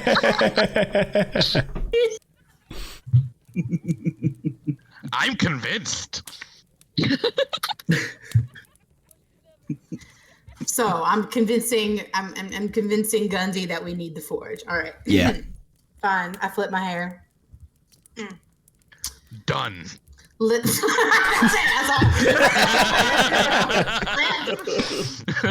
all. I don't think there's anything else that The needs to be wrist. said. Okay. Yo. She's just risen everybody. Vivacity. Please roll me a persuasion check with advantage. Nat 20 Riz. Riz advantage. And you have the benefit of guidance as well. Oh my gosh. You said wisdom. Persuasion with Persua- advantage. Charisma persuasion. Charisma persuasion. Okay. For some reason, I was looking at perception. Nice. With a 22. Oh my god. Gundren, kind of looking at you gruff.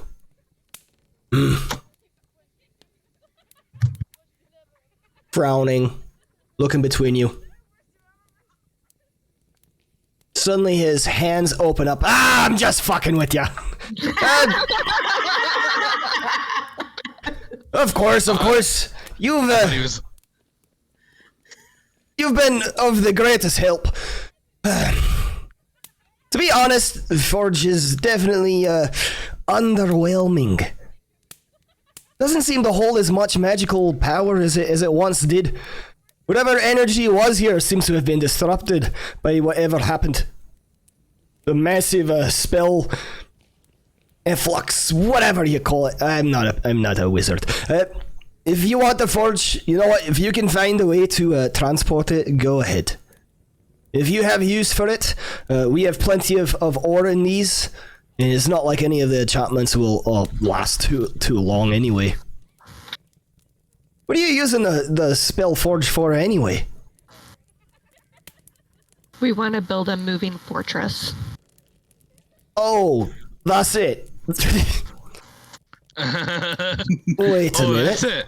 I mean, when What is you that supposed to mean? I like how- That's it. I like how he's I mean- essentially simping for Viv by giving us the forge. I mean, we plan to like we want to. Well, ideally, I would like to restore it to its former glory, but I know that's going to take time and quite a bit of energy.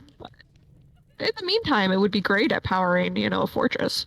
Oh, so I'm lending it to you until a future disclosed time? You might say? Mm, Lending indefinitely. that sounds like a loan. I mean, a loan is steep because we need it to move the fortress, and so. But same deal here. You can use it. Like we'll come into town, and you can have dibs on creating back magical weapons. We should give him one of those keys. Oh yeah, and we He can should give them a wagon key. he should get a key to the wagon in exchange for giving us this. I agree. Like that gives him full access to the wagon. His Eyes all around. his eyes are like glittering, like there's stuff going on in the back of his head, and he's like, so you mean to tell me that if I were to use this key on your wagon, I'd be able to go inside in your interdimensional space? Yes. Do you think maybe that's something that you could install another portal here in Wave Echo Cave? Maybe I could enter from Could we? right here. That's a very interesting question, and Dr. Offbay will think about it for That's a moment and that is a ponder its possibility. It's DM, a wonderful is that question possible? for Nomad. That is absolutely possible. Oh my god. That's How much work and energy do I think it would take to be able to do something like that for Gundren? I don't know Howl's Moving because I just made it up, so I will have to think about Howl's that. Moving Castle. Okay, I love it. I'm here for it. This is Howl's Moving Castle now. Love it. You mean off-base moving castle? Offbay's Yup. Moving Fortress. I think I called it Mr. Bubbles Moving Fortress. No, off base is better. off base moving fortress is much better. All right, I'll change it. It has a Dr. nice ring. Offbay's- Or if you're gonna go Bubbles, don't say Mr. Bubbles. Just Bubbles Moving Fortress. Dr. Offbay's Moving Fortress. That sounds so Alright. whimsical. It sounds like a real thing. It does. Tell you what. Oh my gosh. Have you told him you plan on going to Chult? No. We don't even know that we plan on. Okay. Are we just gonna Yeah. check on Mellion's mom, or Well, we don't know Melian's where the mother. virus- Melian's mother is in Chult. Okay, Yeah, Know that. the plan is to go to to Neverwinter to find out more about to this find out more. Yeah. disease. Yeah. Okay. Right now, we don't know if we're going to Cholt. We just want to track down the disease. So we could be anywhere in the next while. Tell you what, you work on that portal and such, and see what kind of agreement we might be able to come up with. I think it would be very helpful if I was able to come in anytime I pleased and offer my expertise, same as giving you a home base to return to, should you ever need it. You know, of course, a portion of the mine's profits are yours, after all. It'd be good to have a way of coming back. And this idea of a walking fortress. You've got me dwarven mind working all my machinations.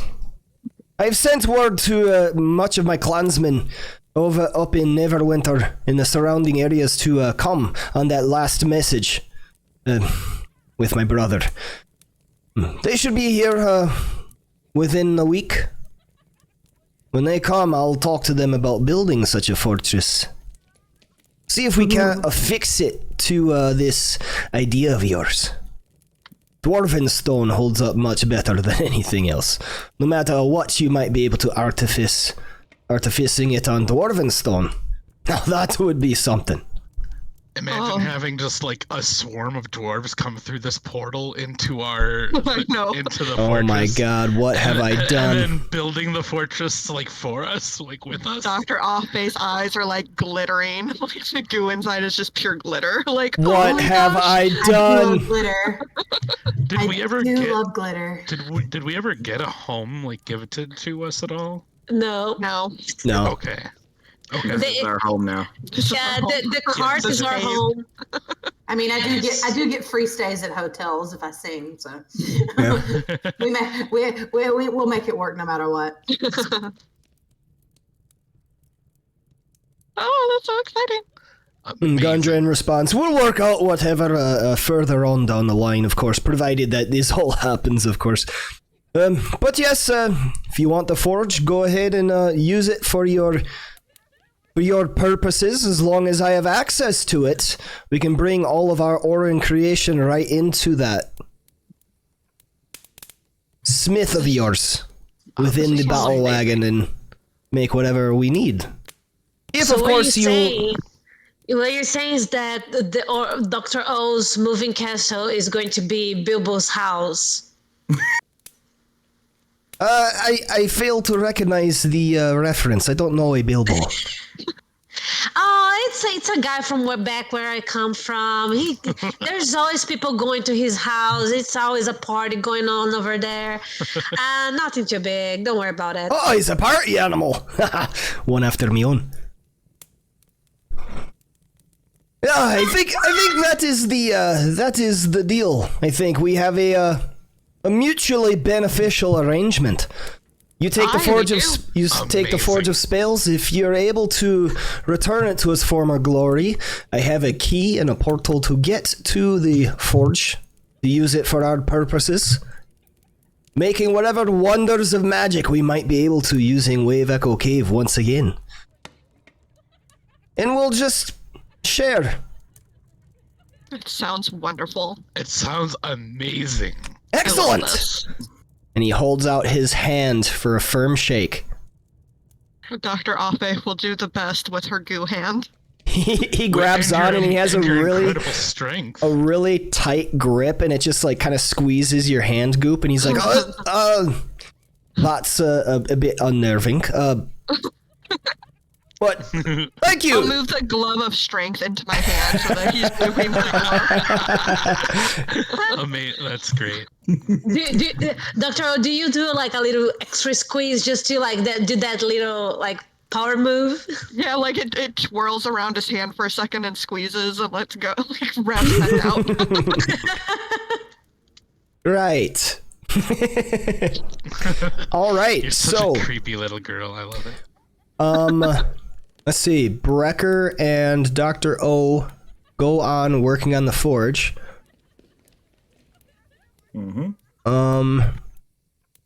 Brecker, takes you only a week. Yes. So it is the 22nd. Probably begin working, and you're all provided room and board at this area. So on the 2nd of Tarsak is when you finish. Wait. Do you need days of rest when you're doing downtime, like crafting? I've never seen anything say that you have to have them. Just one work week worth, right? Okay, Yep. so being near to the forge allows you to just basically work.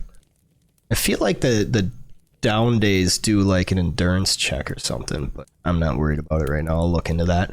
Okay. So we have Brecker reforging Talon, Yes.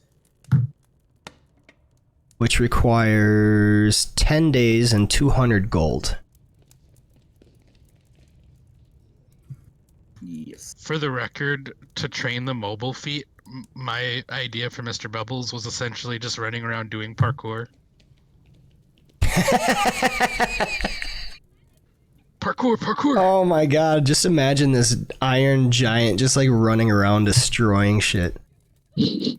No, Parkour. I would not destroy shit. Well, just like when you start out, you're just like landing really hard on the stone, and there's just like. Yeah, sure. Fair enough. Knock over a tree. Yeah. But yeah, like essentially just practicing parkour That's is like awesome. is what I was picturing, like as far as like how to train it. That's hilarious. Just for the record. Okay. So, Brecker successfully reforges Talon into a usable rapier. Yes. Ooh. So, Vivacity, you may finally use Talon. Nice. I'll hold it in my hands and marvel at all of its beautiful glory. Does she It is get a 10 very beautiful sword. Did she get 10 days towards the snake then, or was that the forge? Or... Get into it. Yeah. Oh, yeah, yeah, okay, One cool. step Yep. at a time. So I gotta Curious. do some stuff. Just checking since Talon's in the middle for me. Wait, 2, 1d8 piercing. Properties is finesse. Okay.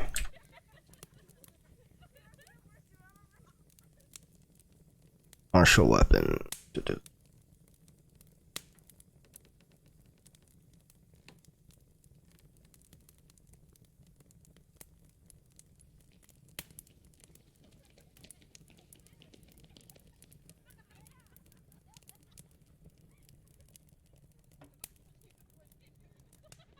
Okay, so you should be able to wield it no problem now.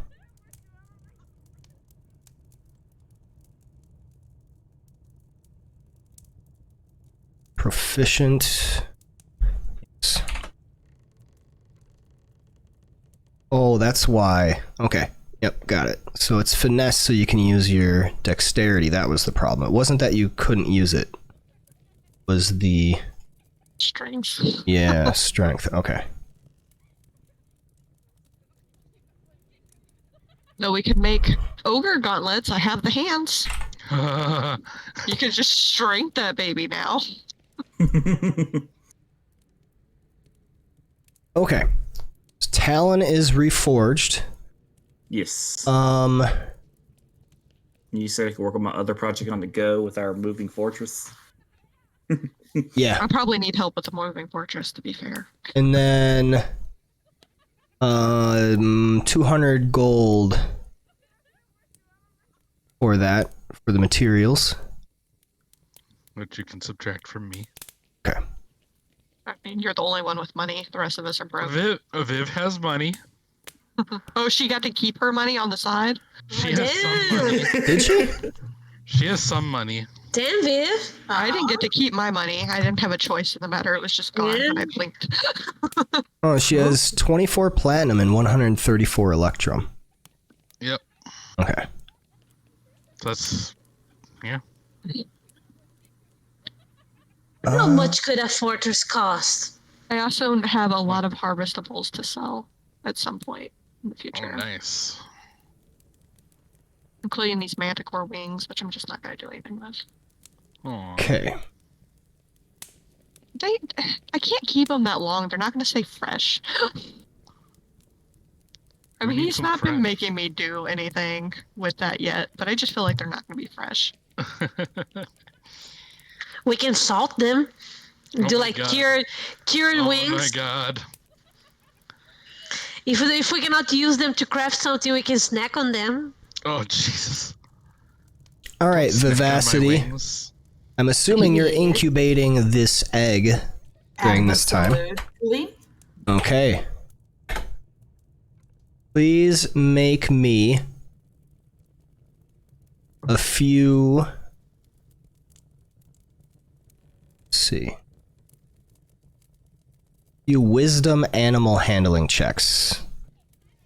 Roll roll one, and then I'll let you know if you gotta roll another. All right.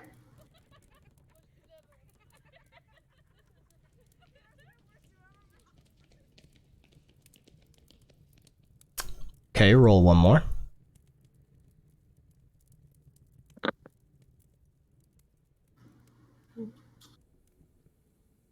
All right. Vivacity. On the 2nd of Tarsak, you are laying there with your snake egg, incubating it with moist towels, cloths, and heat. When suddenly, see the bundle begin moving. And you remove it to see the egg, as there is a portion that kind of pokes out a little bit here and there, until finally the tiniest little crack on the surface of the egg pops. And then you see this tiny little snake inside start writhing and pushing against the sides of the egg, cracking it open, expanding. And this little baby venomous snake exits and looks up at you. It even had like a better snake, like a poisonous snake laid a venomous snake. So that's a really great turn of luck. That for is you. a fix on my point. I mean, That seems like a hilarious oversight for D&D, though. Well, it actually wasn't that snake's egg. It just wanted Viv to take the egg out of its nest. Get these damn venomous snakes out of my nest. I'm a poisonous snake. Get it out of here. Yeah, but I really enjoyed that fix. Because, yeah, it's a totally homebrew fix, but it's also, like, totally correct at the same time. Like, I love it. So thank you for that. That's perfect. I take the little baby gently in my hands. There are tears in my eyes. And he bites you. I would not even care. Would not even faze me. It's love at first sight. I'm looking. I look and I go,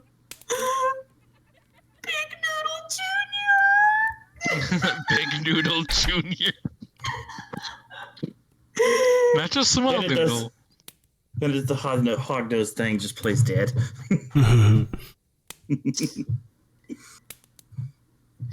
she rubs a finger against his snout, just very gently. Okay. Welcome to the world.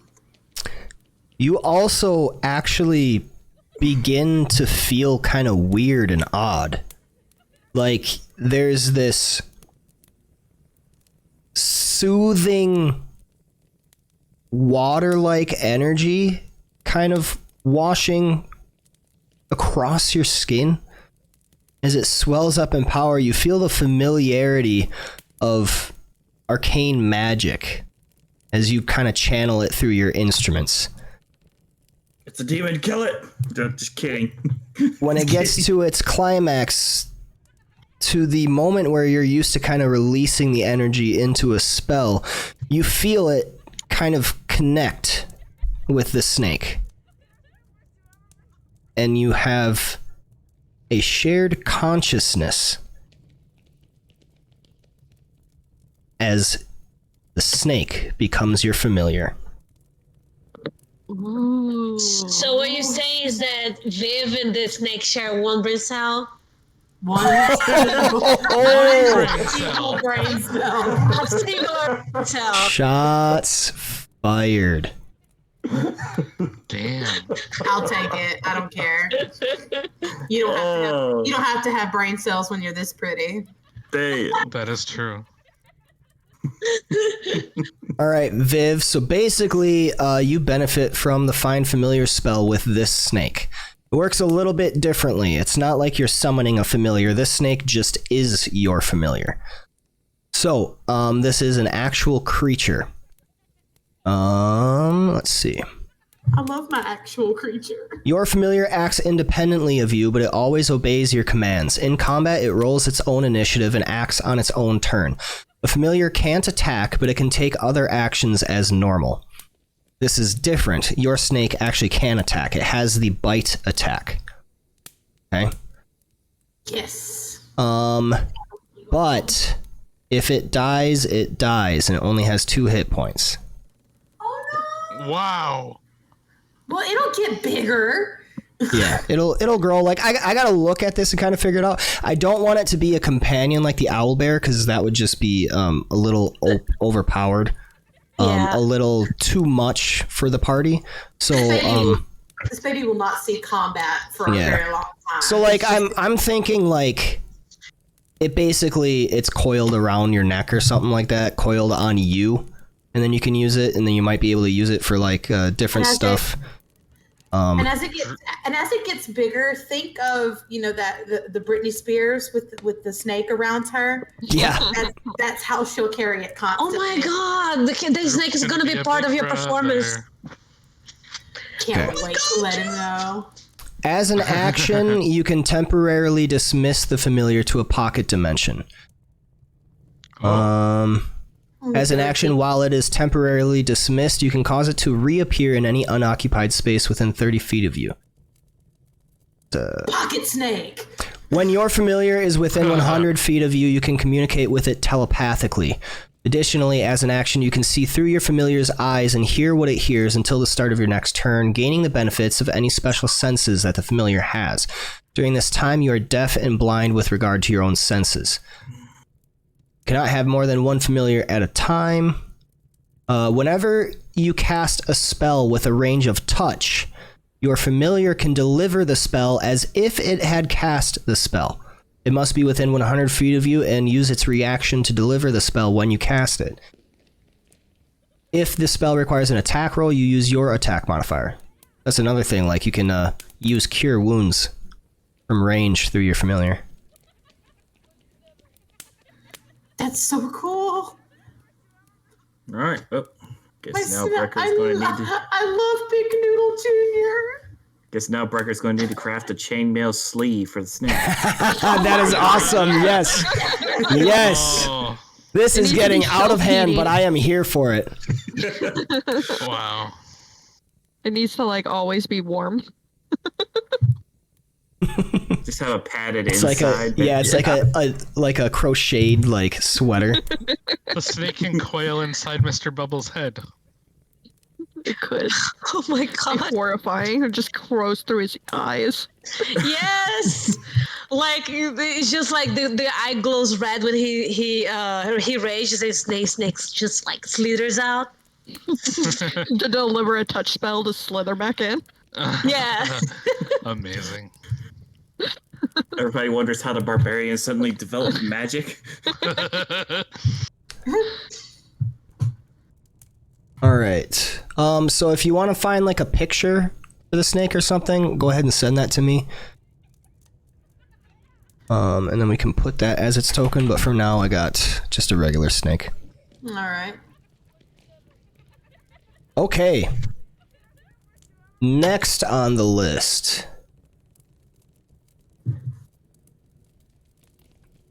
Okay, the battle wagon. Oh my goodness. Yes. I'm so happy right now. I could cry. Yeah, we'll just do it. Yes. We'll say that you have a wagon already, a covered wagon, whatever, and then you just work on weaving the spell, artificing it and everything. And on the same second of Tarsak, your battle wagon is created. I will have to make an item for that. All right, get rid of the bag of holding. I don't know if we could have a shared player sheet or something where we could put the inventory or whatever that's in the battle cart and we could all access it, but it'd be kind of nice. Can we use the party sheet for The that? party So- sheet, I think, disappears between maps. Oh, gotcha. I think. See. I don't know how that works. I mean, there's the merchant. Give it all to the owlbear. Can you open up each other's character sheets or no? No. No. No? Okay. I'm not exactly sure how to do that then. I mean, no worries right now. I just think it would be cool down the road. We can see the inventory of each other Oh, you can. in the party inventory sheet. Like in the party sheet, like we Oh. can see the party inventory. Yeah, No, that's but it's kind of like yeah, It's that's not very. Yeah, but that's still carried by every individual person. It's not very intuitive or organized. now I have a Google Sheets. What I should do, what we should do is make a carried item for Mr. Bubbles called the Fortress, and just put everything into that. But then I Right? can't see it. Quiet. That's my problem, though. Quiet, you. Quiet, you! Huzzah!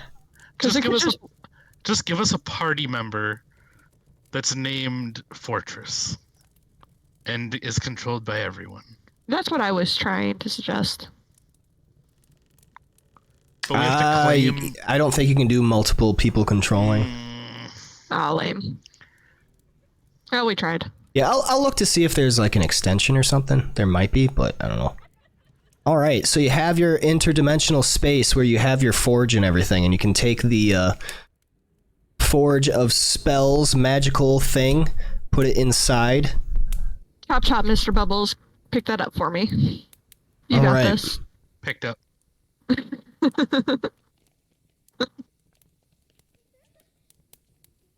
Oh, I'm so happy. We have like a little base now. I'm so excited. All right, and you want to go to Neverwinter now, correct? I think so. Well, we need to make him his portal. Oh yeah, we need to make him a portal.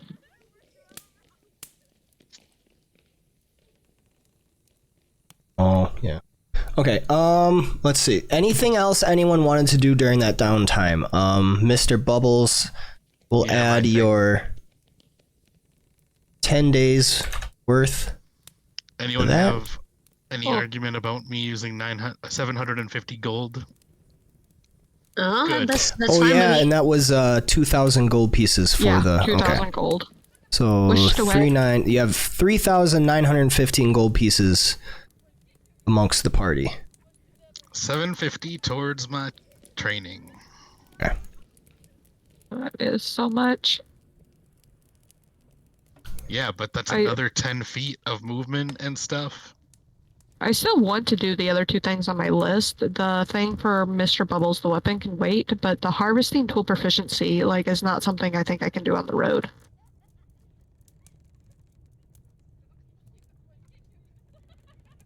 Unless you have some sort of plan for how I can do that on the road. Yeah, Like, you wanted can to do. You'll do that on the road. That's not an issue. Okay. You study. That's fine with me. But I guess I have to buy 150 Oh my gold God. pieces worth of books. Okay, so a thought just came across my mind, Uh-huh. Mr. Bubbles. So Okay. basically, this wagon is immobile. So you're the one that's like Uh-huh. carrying it, right? Yes. So all that time when you're running with this wagon on top of your head, you're training mobile. Okay. That sounds fair, yeah. Because you're literally just running. Okay. Sure. So that'll make it not that bad. 150 days still a lot though.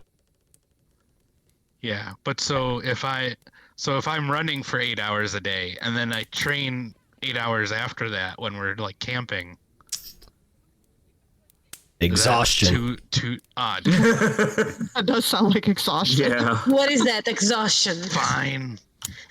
Physical Alright. movement for 16 hours a day. Oh Whatever, I'm a god, that machine. just sounds nightmarish. How many days have we been running around with me carrying the wagon? Can that all count? I'm not going back to that. Fine. Not looking back at that. Fine. Just going forward with this fortress. Fine. Okay. So I will Melian, begrudgingly accept this compromise. Melian, you have 10 days worth of downtime if you want to do anything. Yes, I would like to.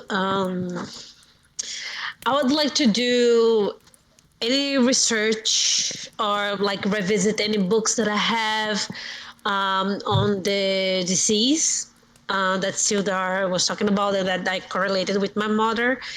And I would also like to spend that time creating a bond with Sir Fluffy McSnowball III. Because I know that like he has the bridle, but I want to like build a relationship so that we can be friends even without it. Yeah, gotcha. Good plan, because that bridle is not dependable. Yeah. It's not. Well, so like the thing is, I wanted this to be a companion, so I'm not having him like make checks every dawn, because I mean that's just taking it away from you. So basically the bridle is just what's keeping him near you, but even with it off, like you're building this bond, so it would be like friendly to you, but the bridle is kind of what's keeping it by you. But if the bridle were to come off, it would just go back to like its home to do owlbear things, and it would still be friendly to you, but yeah, it wouldn't attack. Since she's not mistreating it. Yeah. But if you mistreat it, that's a different story. No, I would like to. Which I think is fair. Yeah. I would like to spend this time like maybe trying to communicate with it, or learning how to communicate with it, but also trying to do any research that I can on the subject, and talking to Spix the Blue every day with the Sending Stone, to get any updates or share any information that she might have, and keep her updated on the plans. All right. So research would take a work week of effort, and then 50 gold pieces spent on the stuff towards the research. Okay.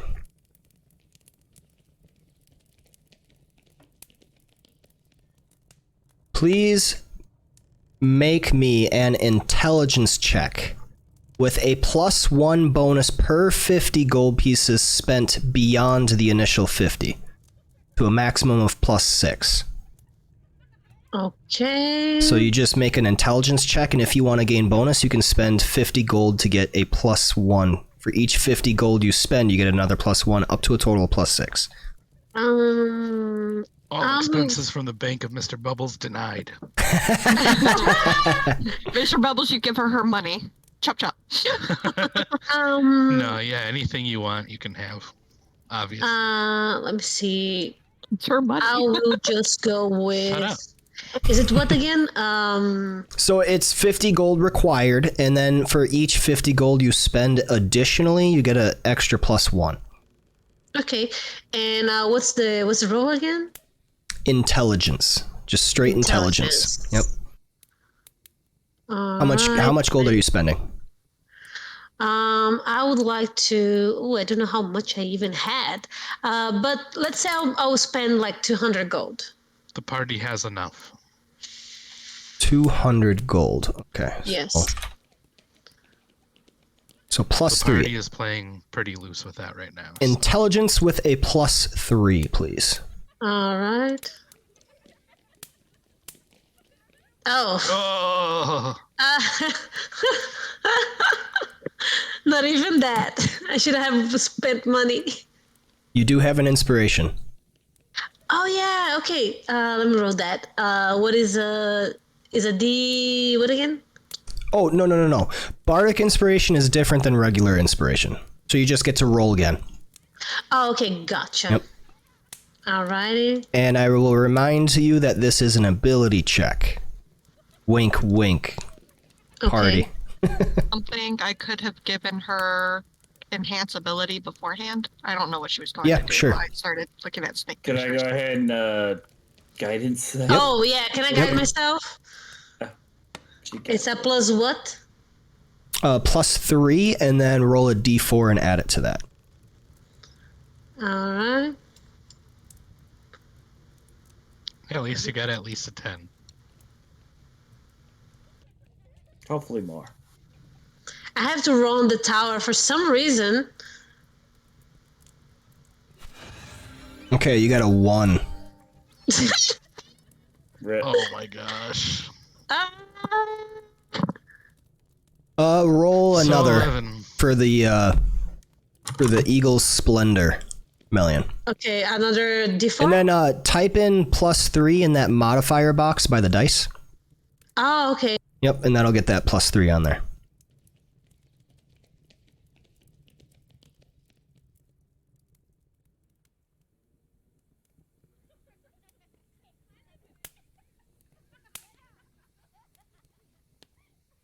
I believe in you, Melly.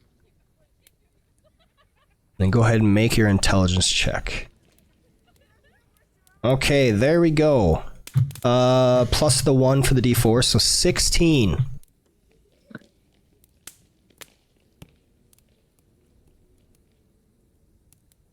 Yay, we did it. Talking to Spix through the Sending Stone, as well as the many people traveling to and through Phandalin from the surrounding areas, you surmise 2 pieces of information. 1. This curse seems to have originated in Chult. So it spread outward from Chult, and it is getting even farther reaching every day.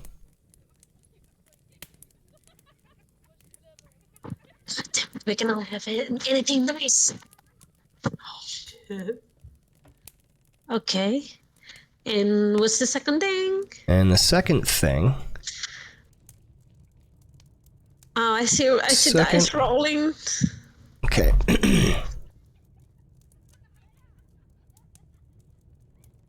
The second thing, it has come to be known and referenced as the Death Curse.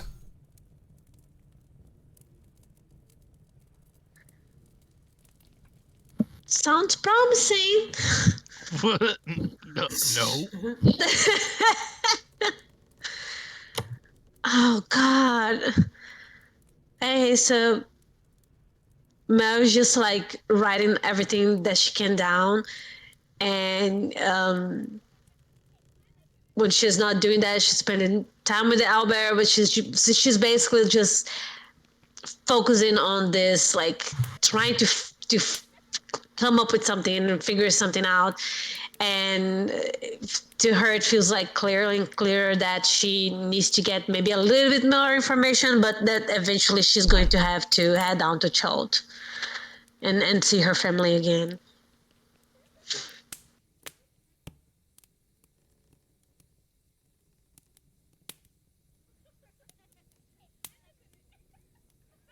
Okay. Anything else anyone wants to do before heading off? I need to sell stuff. Okay. A lot of stuff. Oh yeah. I have so much stuff. Let me get my merchant out. Can I start putting stuff in the party sheet, or should I wait? Absolutely. Go ahead. Okay. All right. Anything anyone wants to sell, go ahead and put it in the party sheet. And anything anyone wants to buy, let me know. We'll see if there is anything. All right. I'm looking out for... Where's the party sheet? I'm looking out for either When bolts. so is leather. Huh? So, no, go ahead. No, I was just saying, like, I'm either looking for a bow, or, I'm talking to Brecker and Dr. O and seeing, like, if they could either make my bow better, or if they could consider a project of creating like a bow or some arrows, like with different things that they could do, like a arrow that could catch on fire or something like that. I don't know. I don't have the proficiency to make an arrow, but maybe some kind of trick arrows, yeah. If you have an idea. All right, I think I will. Maybe I'll think about that. But in any case, I'm looking out for a bow. A bow? Yeah, some Okay. like a nicer bowl or Oh, something. gotcha. Okay. That does give me an idea, Dr. Alpe. What's that? I could create a hollowed out arrowhead. Maybe you could fill it with something like some kind of explosive powder that, and when it Ooh. lands, it creates a spark that explodes into shrapnel. Ooh, that is quite an interesting thought. Have you considered drawing up a schematic? I could certainly try. Nice. Yeah. I don't know any of the math involved, but that sounds cool. So it looks like there's 7 studded leather in the party sheet. That's from but me. You but we probably still have your own. But we still have 20 studded leather. You have 8, it says, and I have 12. Yeah, I'm just putting what's in my bag of holding in there, so you should put your own stuff. Like, I think we're both separate. We have our own separate inventories of stuff. Okay. Can you normally just drag it? If you want to do all of them, you hold down shift when you drag it. If you only drag without holding shift, then it only does one at a time. Melian, are you looking for a longbow or a short bow?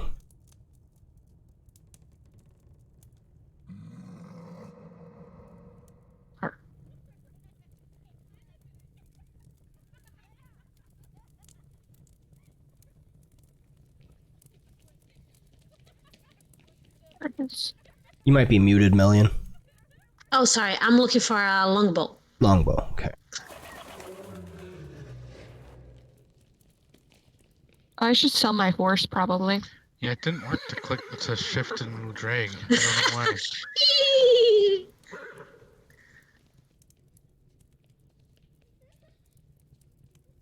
I forgot how much crap I have. I don't have much.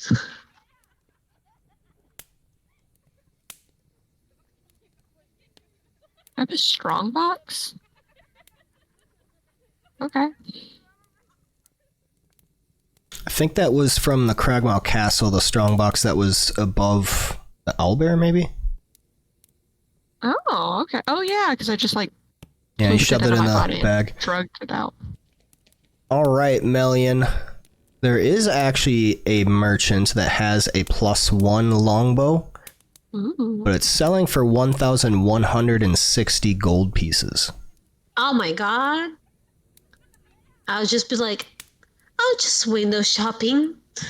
We have the Forge of Spells in our base now, so you could just redo your bow every day. Yeah, that's before true. we go. Yeah, I'll just keep it. Just like, yeah, no, that's fine. Yeah, I still can't move things from party inventory to parcel items or any of that.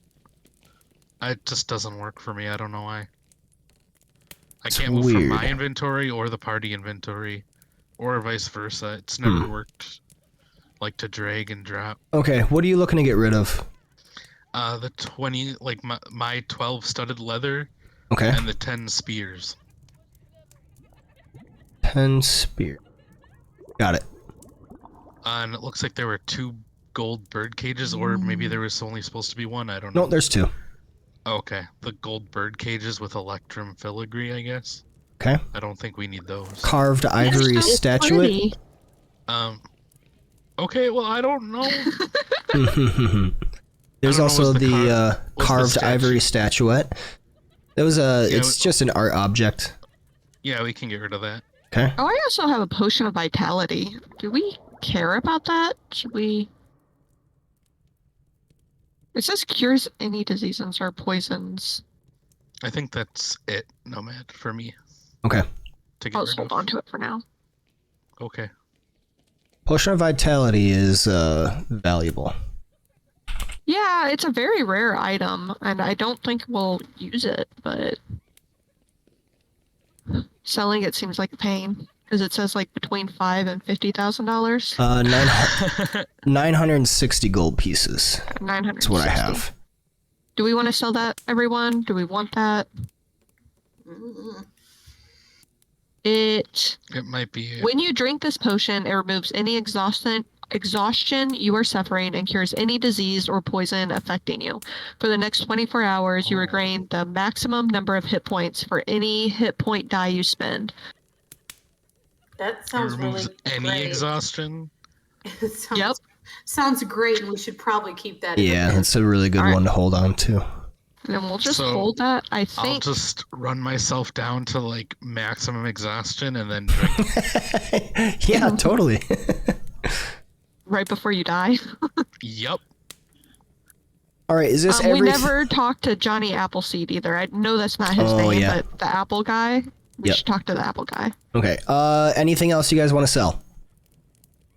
That is all I want to sell. I did want to buy a couple things. Can I just put that in chat for later? Yeah, and then we can take care of that outside session.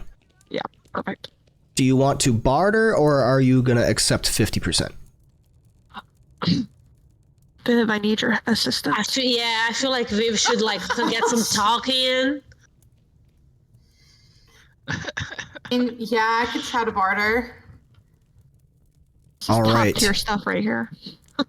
Just riz him a little. Yeah, that is a persuasion check. It seemed Viv day. Oh, I'm adding more to it. Zombie juice. Okay, so I'm going to you. What did you want me to roll? Persuasion, please. I mean, that makes sense. That is an ability check. Oof. Oh shit! I should have guided you. I'm all out of riz. I'm all out of riz. I'm so lost without you. Ooh, I rolled a 1. Oh, Wow. You get up to 60%. well. Okay. Cool. That'll work. Okay. Selling all the stuff. You end up with 1,541 gold pieces and 169 copper pieces. All right, not bad. To the bank of bubbles. Yep. You can give that all to me.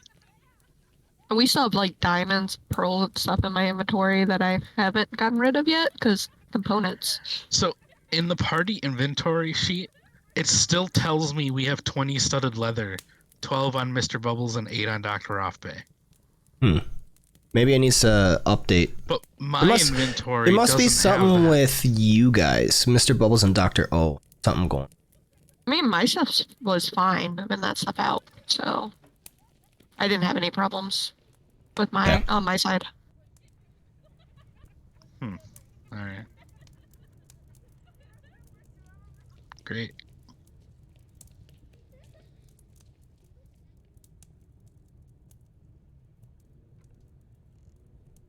Just Yeah, give me a second while I kind of log some of this stuff.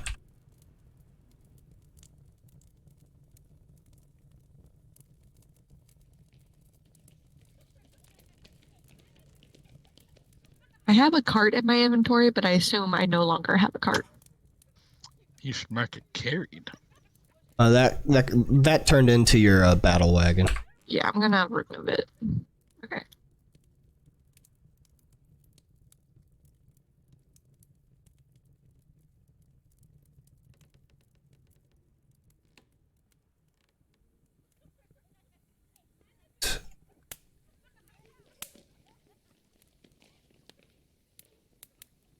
Does that mean we're ready to go to Chult in the next episode of? Yeah. No. Still got. Oh yeah, you Thunder guys still Tree. got Thunder Tree, which is basically on the way to Neverwinter. Mostly, yeah. Thunder Tree important, 165. though. I mean, we are talking about a ravenous killing disease.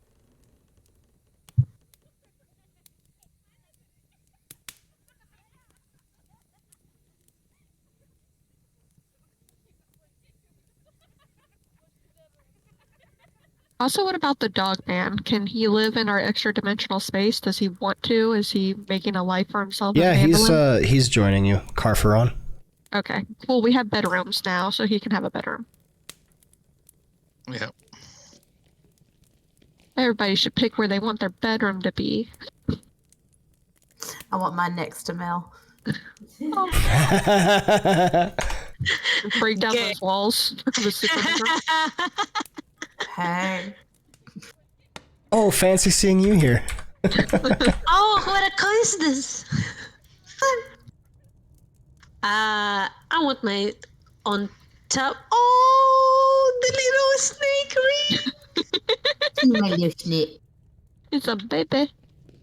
It's just my little snake. We could have our rooms on top of the stable. Nice. That way we could be like, just bloop, bloop, bloop, bloop. You two want to take A and B? Yeah, Sure. sounds good.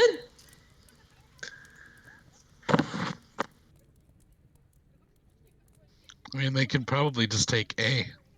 Okay, so I have all of your gold split up properly, along with what each individual has based on what they spent as well. I have that logged on my end, so okay. We are good. We are golden. Excellent. We're rich. Yeah. And this is where we will end tonight's session. Cool. Oh man, tonight was so. It is time to begin saying goodbye. As all of our adventurers are beginning to file out the doors, leaving with our tale having been said and done, the bard is closing up with his final song. Thank you so much for being here. Thank you for tuning in and watching. Thank you for listening to our tale of the lost mine of Phandelver. As we complete this adventure, we start a new one. Melian's mother seems to be in danger, a death curse beginning to spread across the lands, afflicting those who have been slain and died but resurrected thanks to spells. Some heavy stuff right there. But it is a sign for another new adventure as our heroes begin their travel next session towards Neverwinter to find out what more they can about the Death Curse and everything going on, eventually ending up in the land of Chult. Thank you for being here.